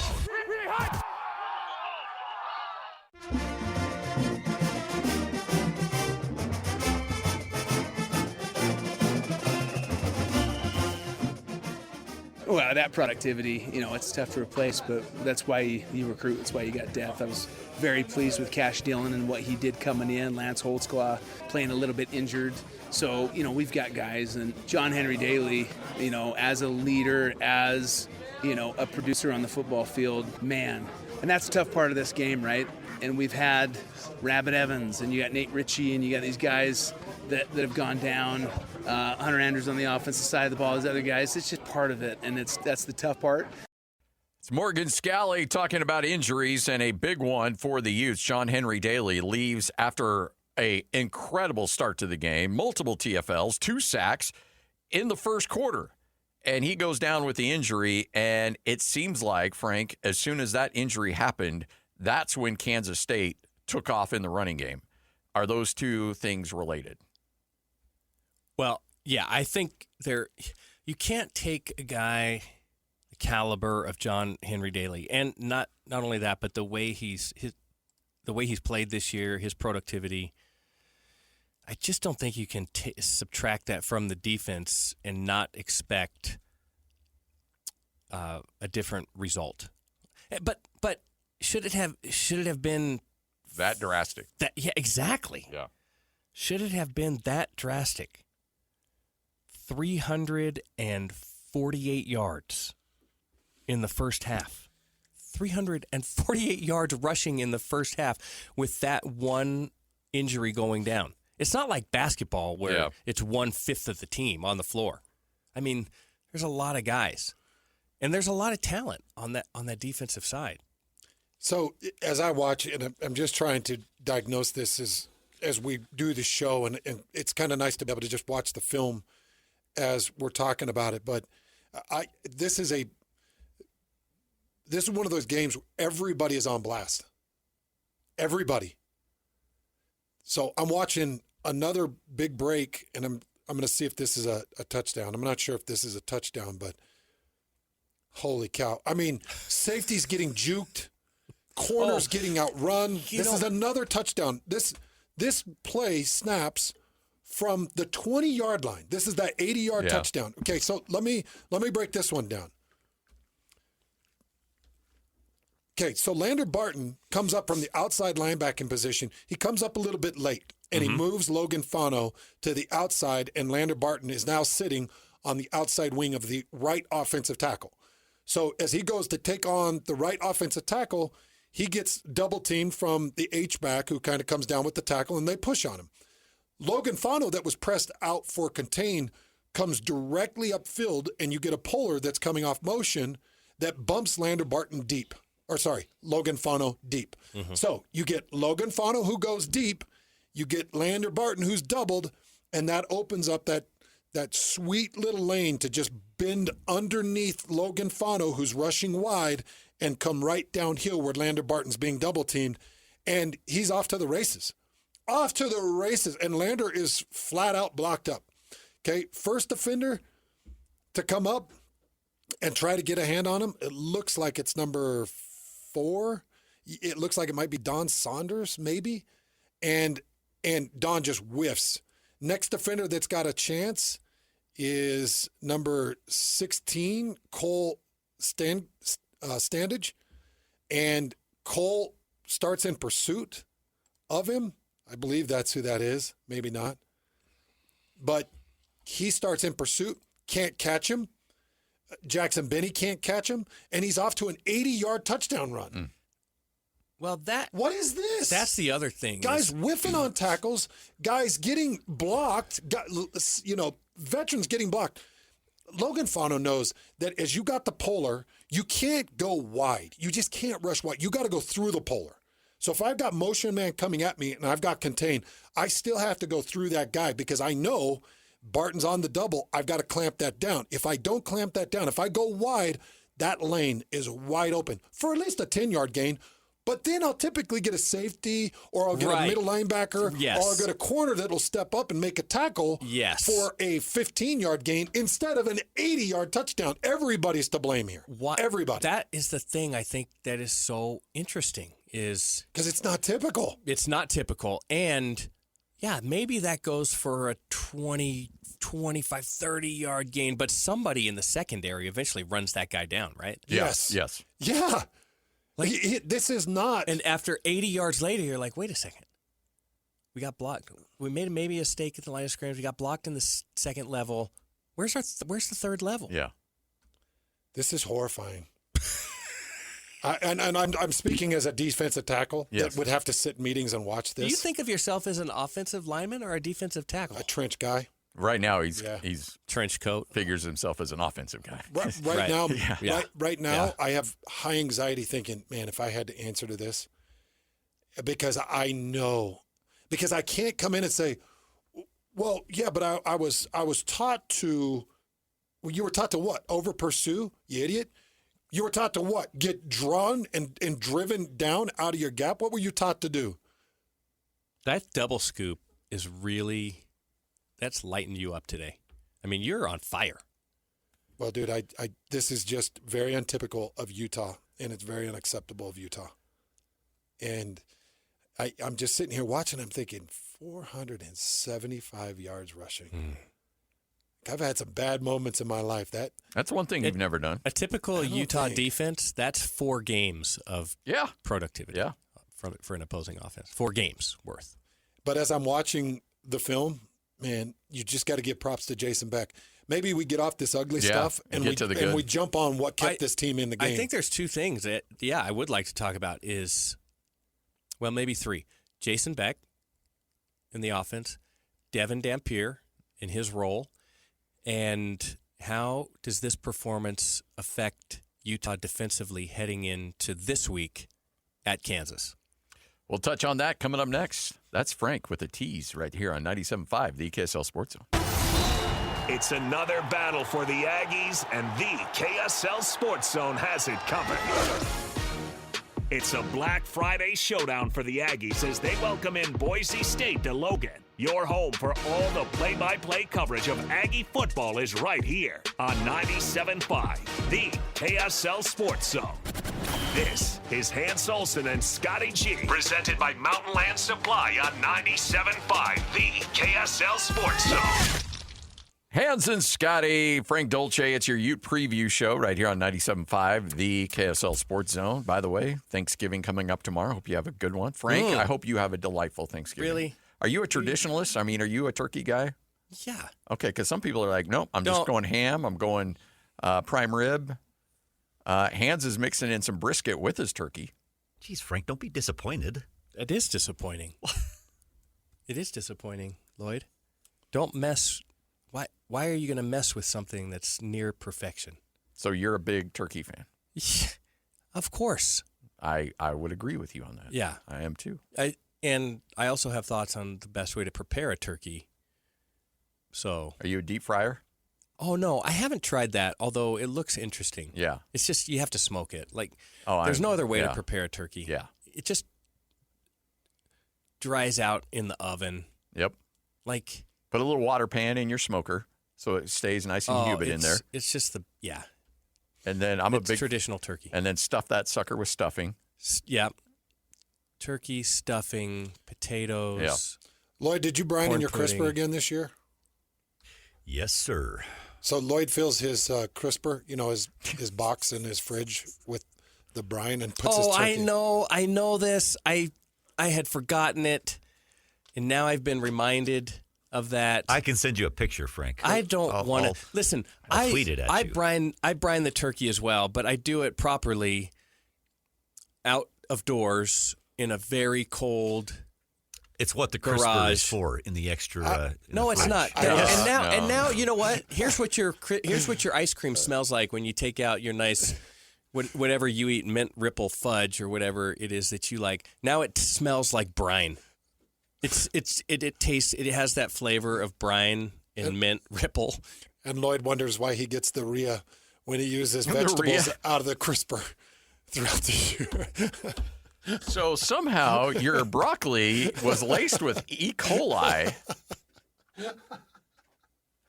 You wouldn't happen to brine turkeys Seriously in your vegetable box, would you? This happened to us one time before. Do you happen to brine your turkey in your? Oh yeah. Oh, you do. Well, that's not the Did you standard usage. Did you? Well, I rinsed it out when I was done. Come on, Lloyd. All right. Come on, Lloyd. All right, we'll take a quick break. Come back. We talked about what went wrong with Utah. Coming up next, we'll talk about what went right. Hey, really quick, just to wrap up the wrong. Yeah. I did find. Hans has more wrong. I found a Morgan Scally blunder. Yeah. Okay, so we were like, oh, well, okay. So sometimes Morgan could get a little too aggressive.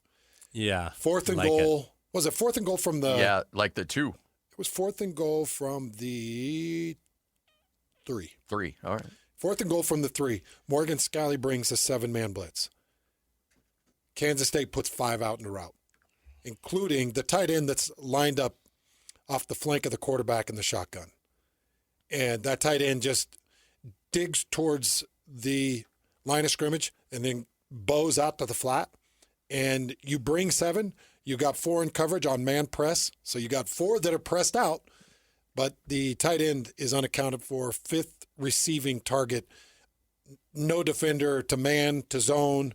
So yeah, I guess if you wanted to say, well, you got caught. Well, Morgan was like, hey, fourth and goal from the 3.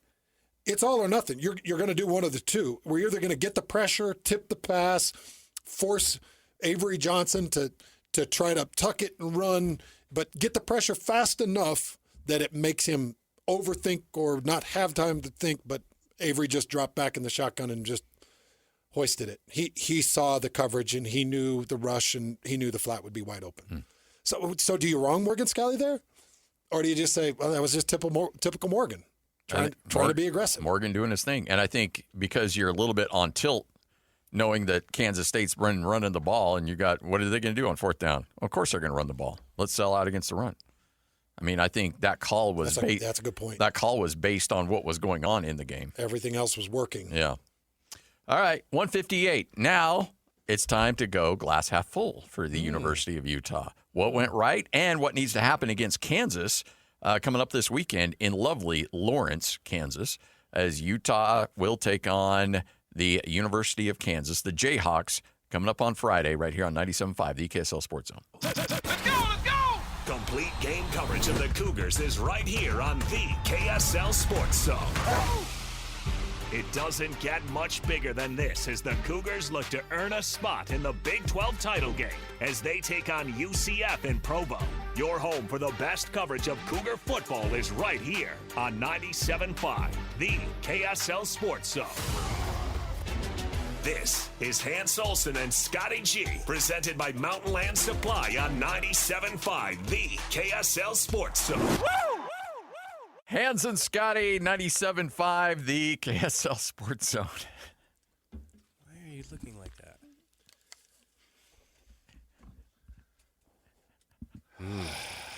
Man, that was looks could kill. See, this is what happens when Hans watches bad football. It completely alters his personality. You're like the Hulk. He went like the Hulk. You wouldn't like Hans when he's angry. No. Well, the good news is during the break, I was watching the offensive line. They're good. Yes. They're very good. And, Devin Dampierre, bless his ever-loving heart, given everything he's got, to try to get that first down. It was 4th and 7, and he puts his head down.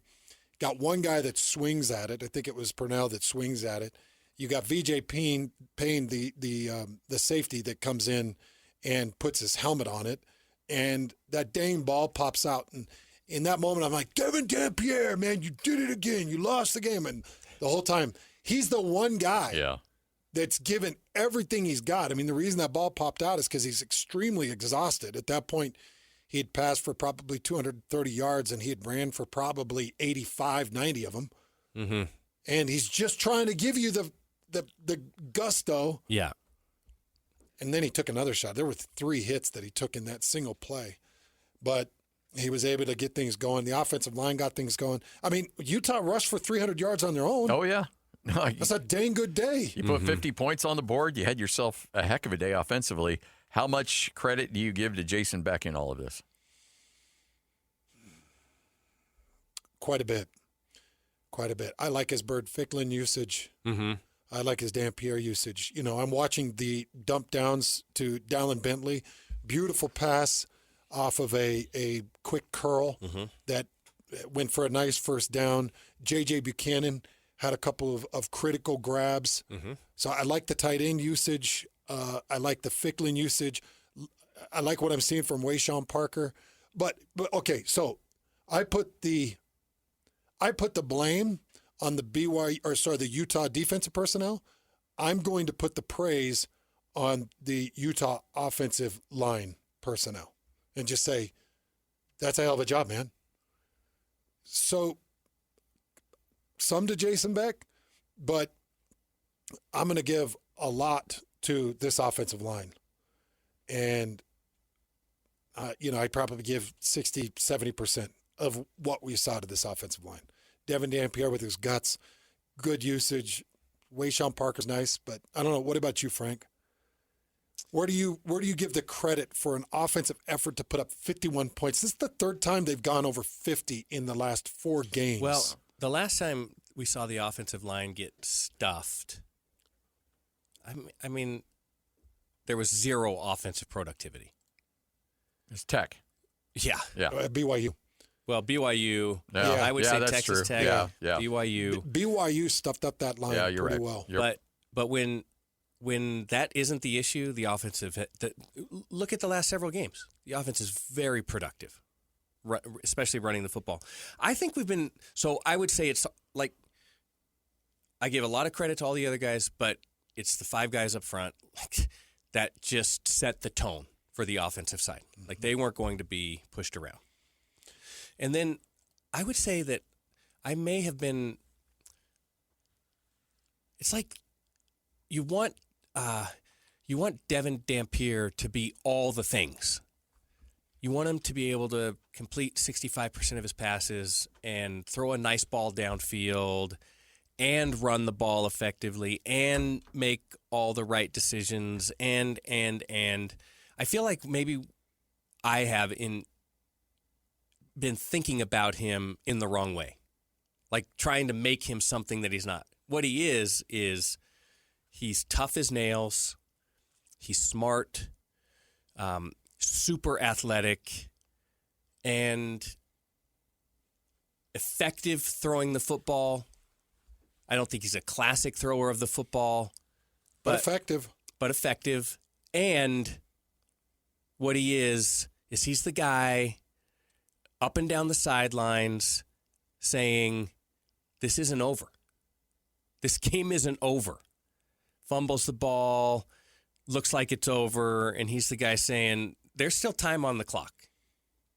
And getting an offensive unit ready to take the field again from behind to go down and win a football game. Yeah. And the offense not only won the football game, they kept that team in touch the entire game. So you never you were always like, well, if it goes right, then, and it did. And that to me is on the shoulders of Devin Dampierre. So after the fumble, Kansas State goes right down the field and scores. They score quick.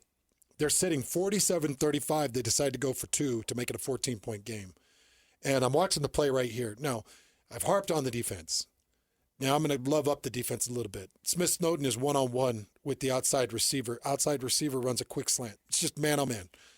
That's a really tough thing to defend. So because tough. If that slant comes shallow off a 2-point conversion and all the receiver has to do is jump down and low and inside to get it, it's so tough to defend. But there's Smith Snowden right there. Gets his hand on it, pops it up, and puts it in the hands of Teo Johnson. Teo Johnson does a great job of keeping his wherewithal, getting down the field, and moving this to a 10-point game. I talked to Scotty about this yesterday.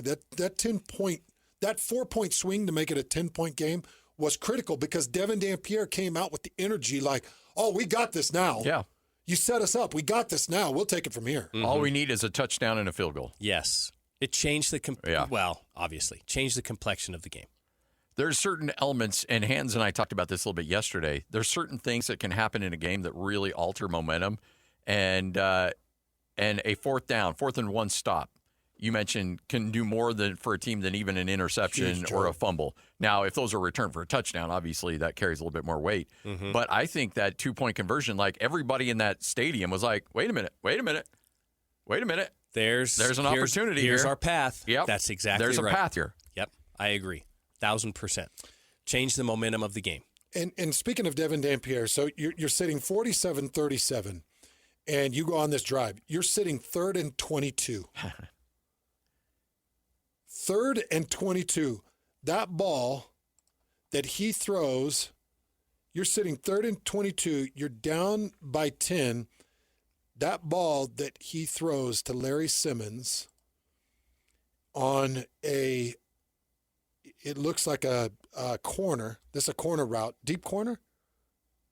Yeah, deep corner is put so much on the money.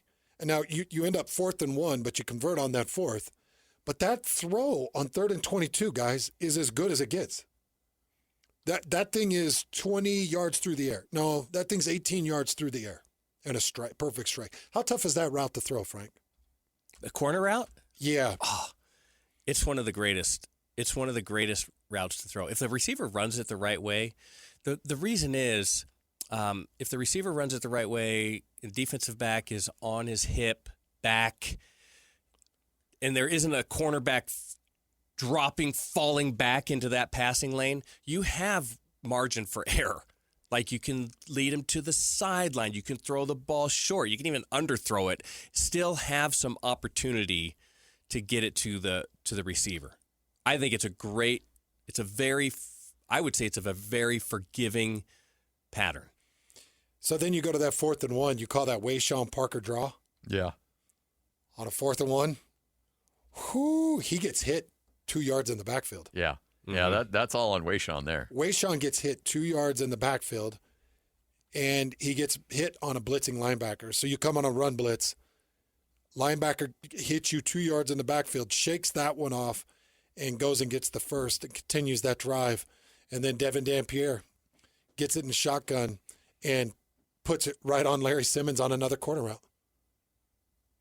And touchdown. And that's all they needed. Yep. At that point, they're down 3. They're thinking, all we got to do is get a field goal. And then you get the Devin Dampierre, the big run through the middle. And by the way, good thing, Scotty brought this up yesterday, good thing he was pushed out of bounds because you took another minute off the clock. I know. That is a very good point. Took another minute off the clock. I think it was actually Lloyd who brought that. Way to go, Scotty. Good for you. It was Scotty. It's okay. Hey. Okay, let's get to the bottom of this. Who brought it up? Because that's a good point. It was Lloyd. It was a good point. Actually, wait a minute. No, I think I brought it up in the morning after. Hey, we're a team. It's okay. We all brought it up. Yes, we all thought it. Buddy. 3-headed monster brought it up. And even if I didn't, I wanted to bring it up. The other thing Scotty brought up was the 3-and-out. Yes.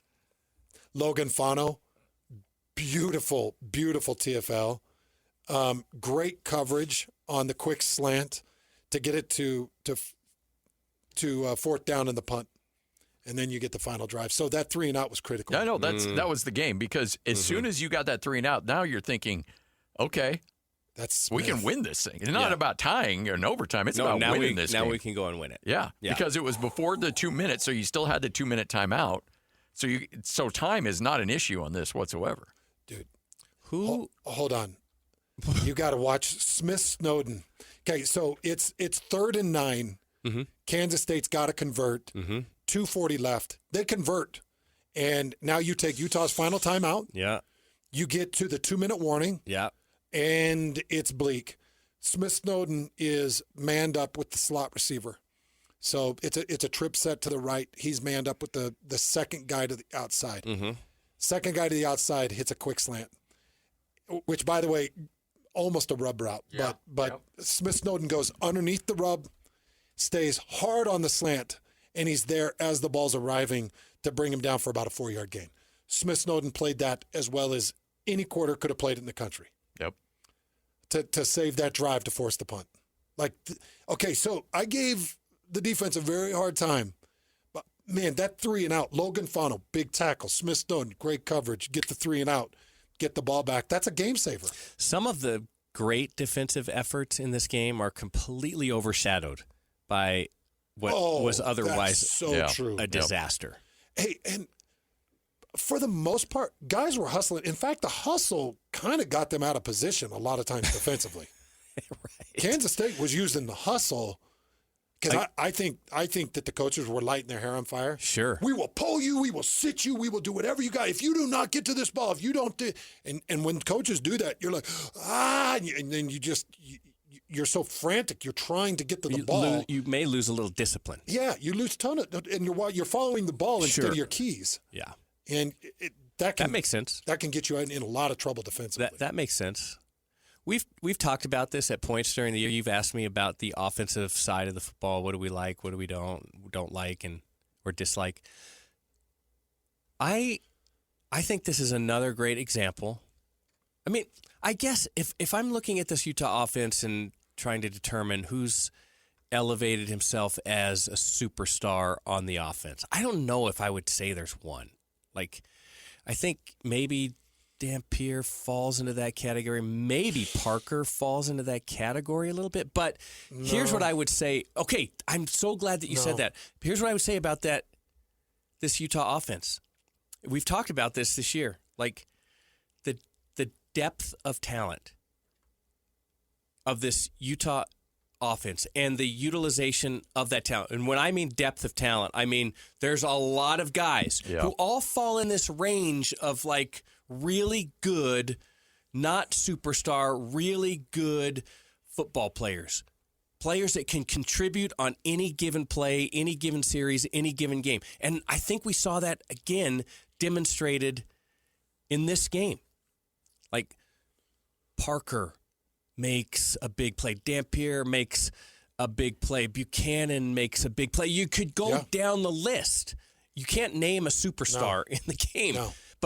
And that is one of the things I think Beck has recognized and done really well. There's not a bell cow here. Yeah. No. And now I do think the one player that I could see being a superstar in coming years is Bert Ficklin. Well, and Coach Max says that, but yeah, and I'm just kind of piggybacking on what Max has said, but I do see that in the future. There's something different about that guy. And his ceiling. If you compare the two quarterbacks, like his Bird's ceiling is much higher in my mind. So this is going to be an interesting conundrum for Kyle Whittingham because you're going to have everybody and their dog lining up for Bert Ficklin, saying like, hey, do you really want to sit behind this guy? Mm-hmm. That's John Beck's guy. He brought him with him from New Mexico. He's not going to give you the starting job. You're not going to have a chance to get a starting job. You come here, not only will we pay you, you're going to be our starting quarterback. You're going to be the man next year. Mm-hmm. And I'm Kyle, in a perfect world, and if it was 6 years ago, would have both of them on his roster, and life would be good. Not anymore. I don't know how that plays out. That's why I swear, like, maybe not a Power 4 team, but a group of 5 team that needs a head coach goes to Jason Beck, says, can you bring one of them? Come be our head coach. Bring one of them. Because Jason could be a head coach. I agree with that. He's that organized. He's that much of a dude. He could be a head coach. And I could see a G5 be like, hey, come on, let's get you $3.8 million. Let's get your quarterback, 800,000. Come here. Let's go win an American Conference championship. Let's play this game. What is more likely to occur? Do you want to play? Yeah. Are you in? Okay. Yeah, What's more likely to occur? Is it more likely that Utah keeps both Dampier and Ficklin? No. Or is it more likely that Jason Beck takes a head coaching job? Or is it more likely that Jay Hill takes a head coaching job? Of the three. So you're saying what's more likely? Keeping both quarterbacks, Jason Beck taking a head job, or Jay Hill taking a head job? Yeah. Or Jay Hill taking a head job, yes. Jay Hill taking a job. That's the most likely. Well, he's going to be the most hunted, don't you think? Yes, I would think so. Yeah. He should be. Jay will be the most hunted. Yeah. I'd say the second most likely is not being able to keep both. And probably third most likely is Jason Beck, the head coach. Mm. I think Jason Beck is enjoying being able to buoy up a Utah team that needs an offense. I got to imagine don't you think he's just wallowing in this? Or not wallowing, but just reveling in this? He's got to be. What do you mean? Wait, we just talked carried about the this. Utes offensively. When I say Utah football, what is the first thing that Defense. you think? Defense. Second thing is run game. Yeah. And so here's third thing is Coach Whittingham toughness. And special teams is third. Special teams. Yeah. And then time of possession. Yeah. And then there's turnover margin. And then it's like that Moneyball thing. And then 80 yards of crap. And then offense. And then offense. And then, the throw game.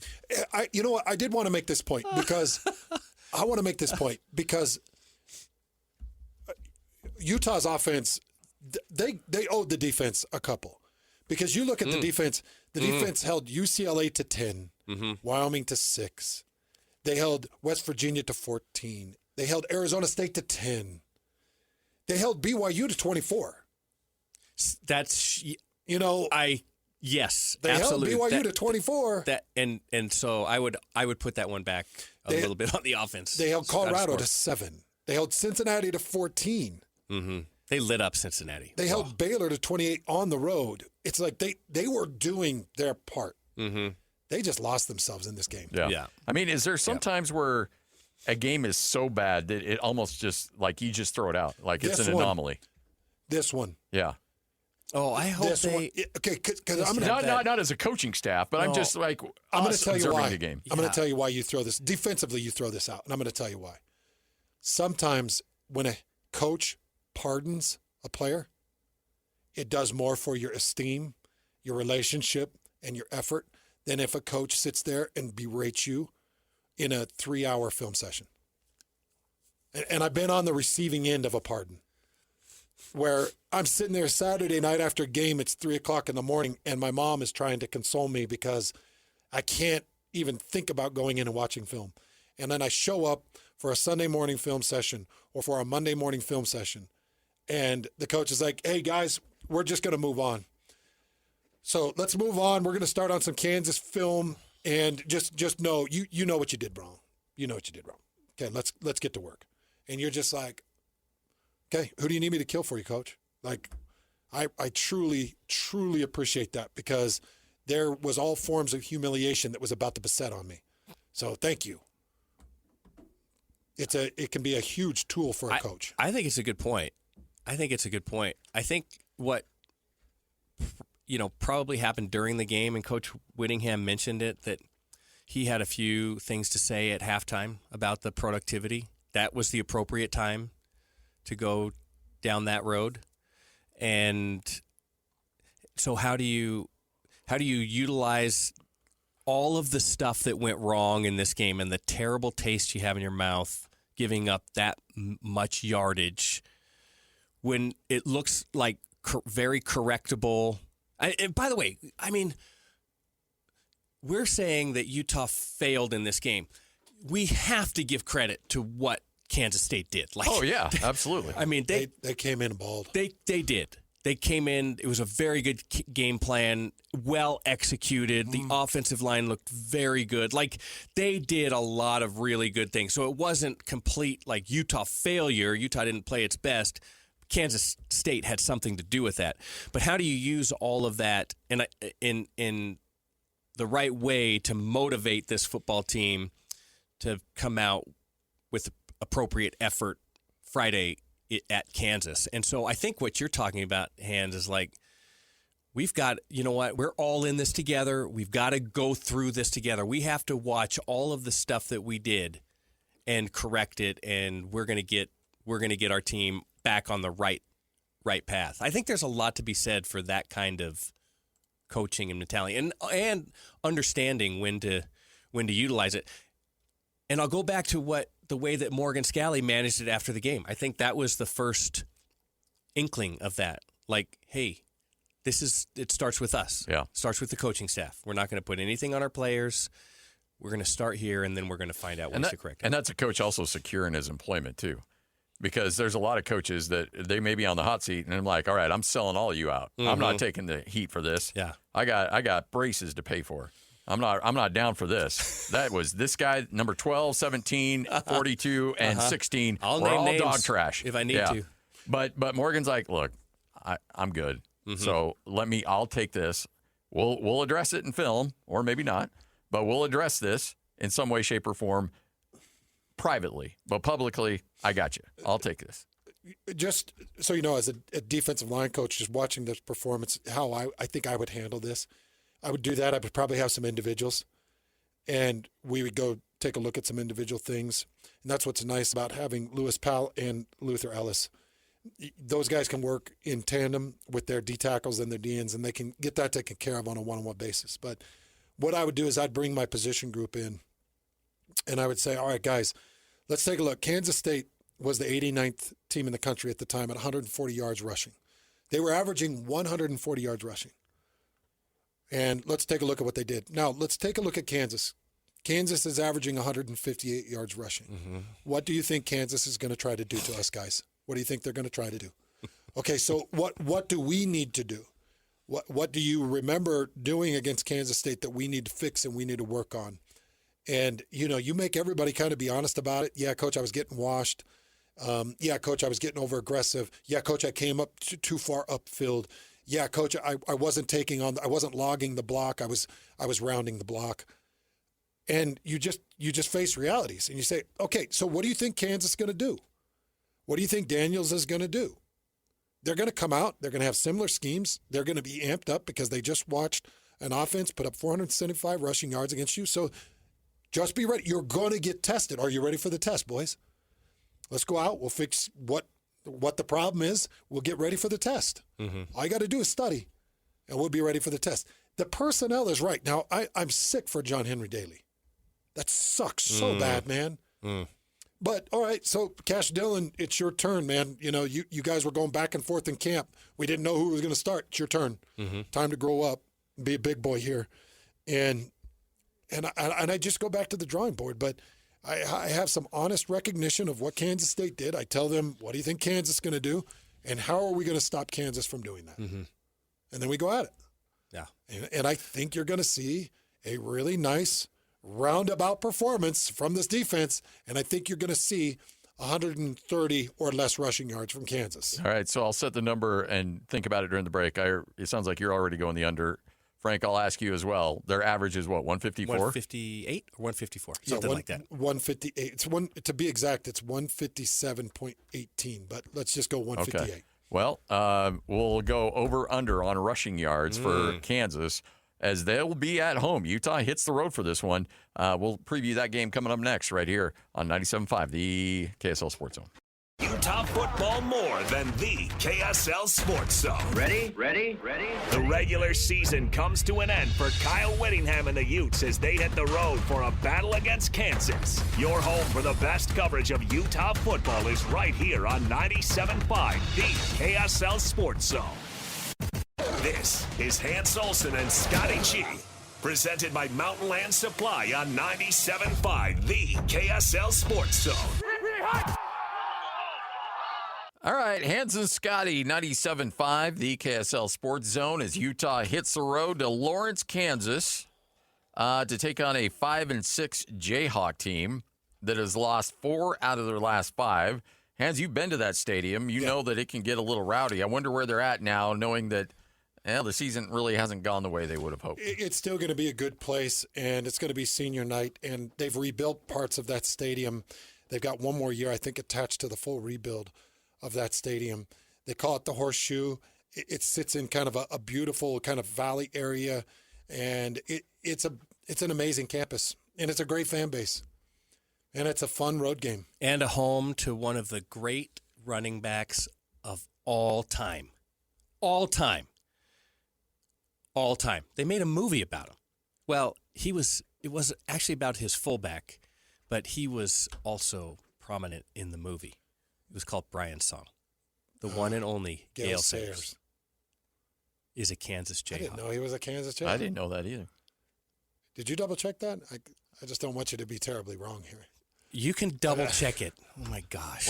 Where did Brian Piccolo go? Yeah, I think Wake Forest. I think you're thinking of Brian Piccolo. I think he's the Jayhawk. Did you say Wake Forest for Piccolo? Yeah, but I made that one up. By the way, the Kansas crowd, great crowd. They would never chant racist or bigoted things like other crowds. Oh, well, look at that. Gale Sayers, graduate of the University of Kansas. That's so weird. You're so smart. Not only is he good looking, folks. Look at the big brain on Brad. Look at the big brain on Frank. What did Gale Sayers famously say? 18 inches of daylight. That's all I need. He was a great one. He was so good. He was a great one. If he had been a player today with the medical advances, that knee injury, I think he probably would have been able to come back and play at a high level again. Anyway, one of the greats. I will say this about Kansas. As Scotty mentioned, they've lost 4 of their last 5. Yes. And it's a gauntlet. They lost to Texas Tech, Arizona, Iowa State, and Kansas State. But this Kansas State team that Utah just beat Kansas 42-17. Kansas State. Who whipped them at home. Yep. They went to Lawrence and who whipped them. So this is a very beatable team, and you need to distance yourself a little bit, smother them early. Mm-hmm. You got to make this a 30-point win, and then you just keep your fingers crossed. You keep for all the other stuff. Yeah. I don't even think I think Utah may have lost focus slightly against Kansas State. Like they seemed like they were on this track of it doesn't matter. Nothing at the postseason matters unless we take care of this week. And maybe getting 2 weeks left in the season, maybe you lose a little focus like, oh, wait, if we win this game and we win next game, then we could find ourselves. And there was a bunch of talk like we're sitting right there in the playoff picture and all of that stuff. So maybe that a little bit of a wake-up call heading into Kansas of, you know what, it doesn't matter unless we take care of this week. That's all we can control is this week. Well, and that's why I think this is a ugly, ugly game for Kansas. I think Utah goes in and wins this game by 3 or more touchdowns.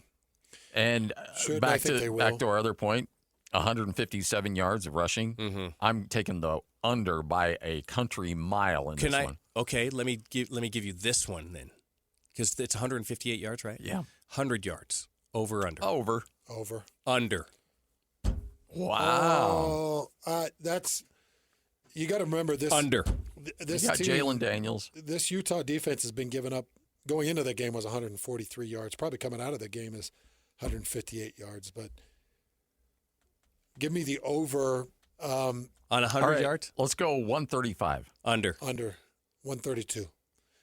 I think they keep him to 132. All right. That's the number that keeps standing out to me.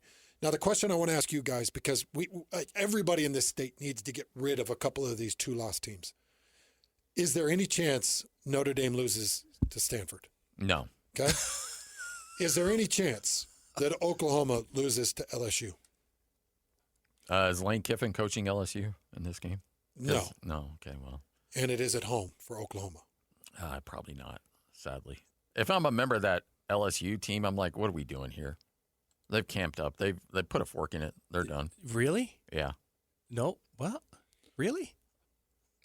I would say Oklahoma's last 3 wins, Tennessee, at Alabama, and Missouri at home. That's their last 3 They're wins. cruising. They're cruising. Oklahoma's they put some points up. Man, since Lincoln Riley left, they've really struggled. Is there any way And USC is awesome. Is there any way Auburn beats Alabama?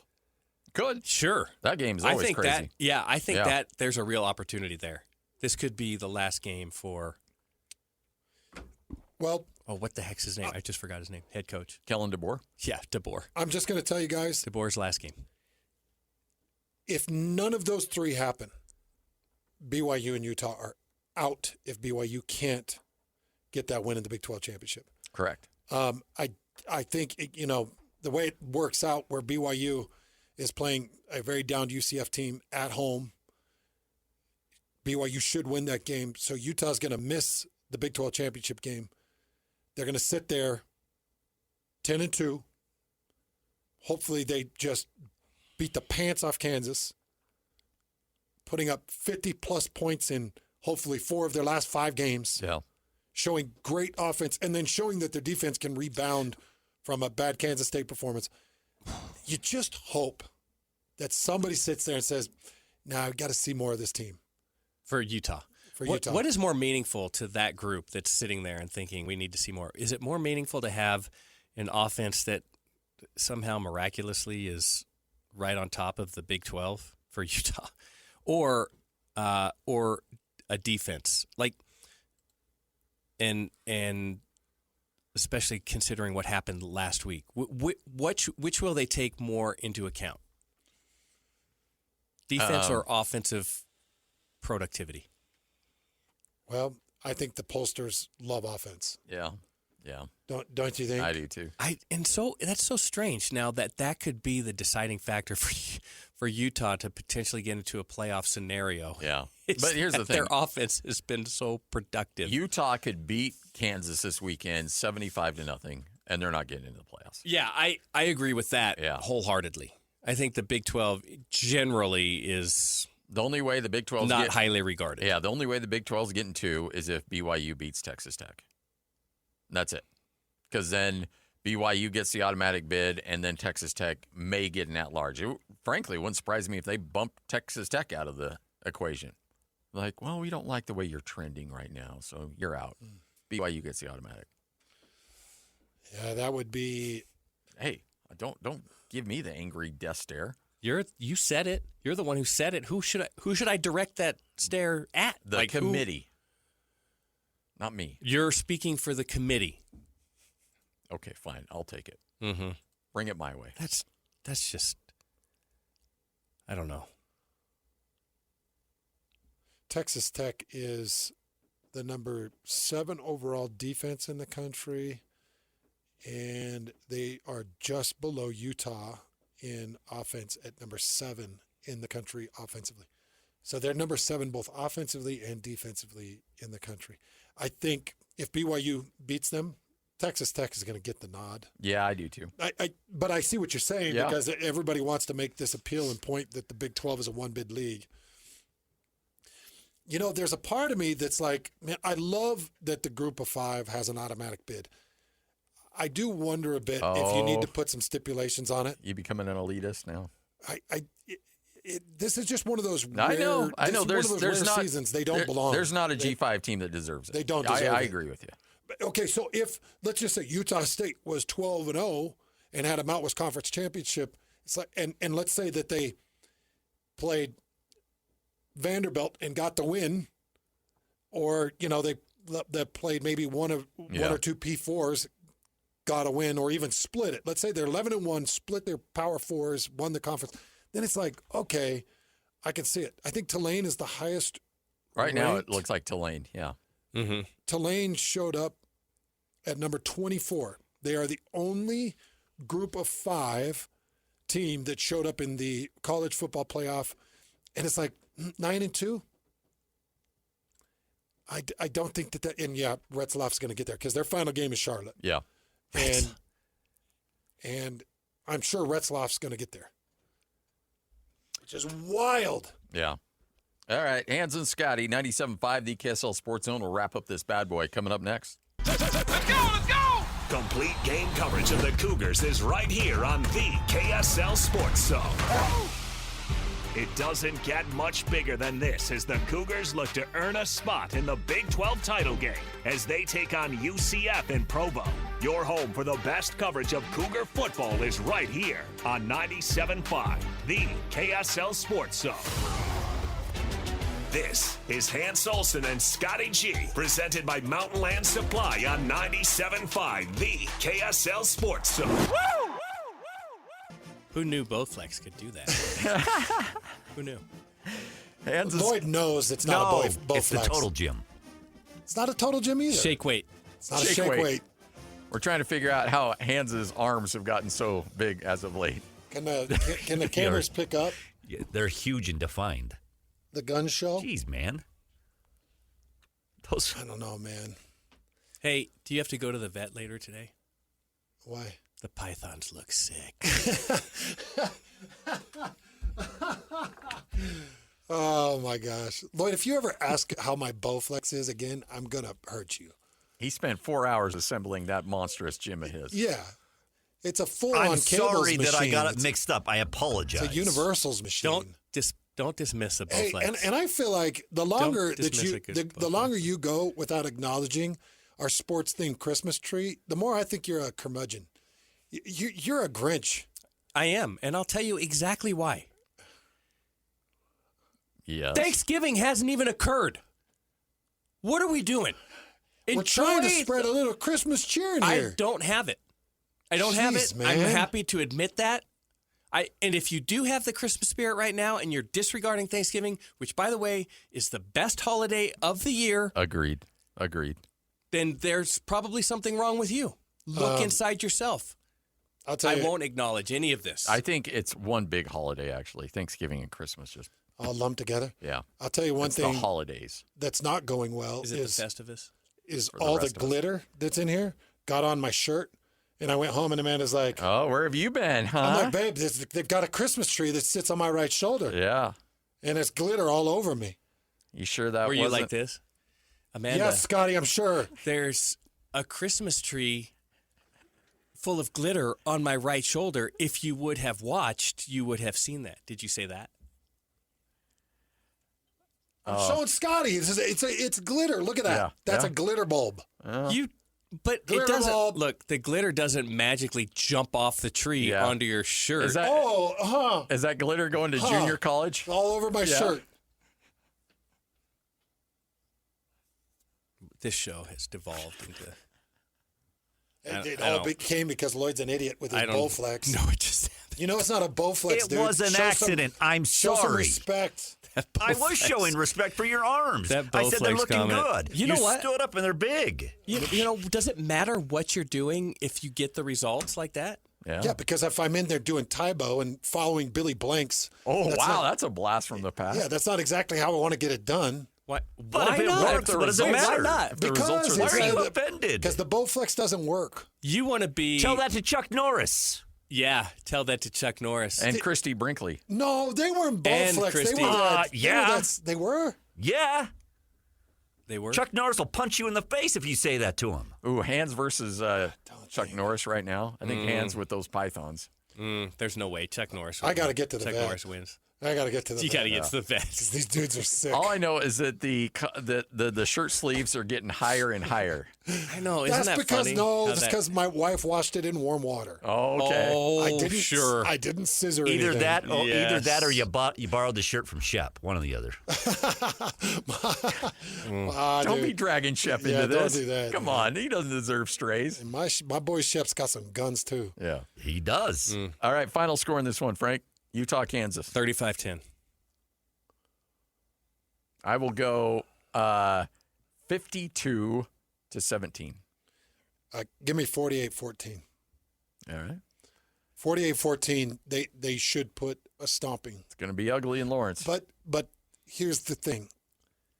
Is it the Vegas Bowl, or are you guys holding out for a possibility that they get the nod? I think you want to make the committee look as dumb as possible and make it as hard on them as possible. You're probably not getting in, but you want people to see, like, Utah scored 50 points for 4 weeks in a row, and just get your name out there, and then go to a bowl game and punish whoever you play in a bowl game, and just show the world, like, yeah, you screwed up. If Texas Tech is the sole representative of the Big 12, can we lend them Jack Kelly and Devin Dampierre and Logan Fano? Well, I'm sure with that money guy, they'd be more than happy to pay him if it was possible. Just mercenaries. Just put them out there for because if Texas Tech goes and gets embarrassed, boys, and they're the only ones to represent. Oh, yeah. That'd be a bad deal. That would be bad. I can't think of a worse scenario because the Big 12 would be behind the 8 ball going into 2026. Yeah. They'd be like, the Big 12, why do we even waste our time? What needs to happen is BYU beat Texas Tech, get into the automatic bid. Texas Tech is there, and both teams win games in the playoff. So best case scenario, if you're Utah fan, best case scenario is for Texas Tech to win the championship game. Oh, yeah. You can't have BYU in there if you're a Utah fan. No. Yeah. Well, I'm talking about best case scenario for the Big overall 12. vibe of the Big 12. I know, but this isn't the Big 12 preview show. This is the Utah preview show. In order for Utah to get there, one of those 3 that I talked about, Notre Dame, Alabama, and Oklahoma, one of them is going to have to, if it's Auburn that's beat, one of those has to fall to 3 losses. And then the other one has to fall so out of those in a 3 championship games, game. But the Notre Dame doesn't have one. Notre Dame doesn't even play one. One of those can. I don't know. Yeah. One of those can fall. I don't know. Notre Dame gets a free ride, man. We better get out of here because Stevenson Sylvester looks like he's ready to punch somebody in the face. Let it be Frank. Frank. You know what? Did you see the guns on Stevenson? I know. Bowflex guy? He's not a Bowflexer. He's a Bowflex guy. Look at him. Unbelievable. Lloyd, did you ask Sly how his Bowflex has helped him? No. You didn't, did you? Because he's in the same room. Don't be so offended. I don't use a Bowflex. Oh, I'm sorry. I didn't know you didn't use a Bowflex. No, you do know. I apologize. You just like to rub that in my face. All right. Coming up next, it's JJ and Alex with Sly filling in right here on 97.5, the KSL Sports Zone.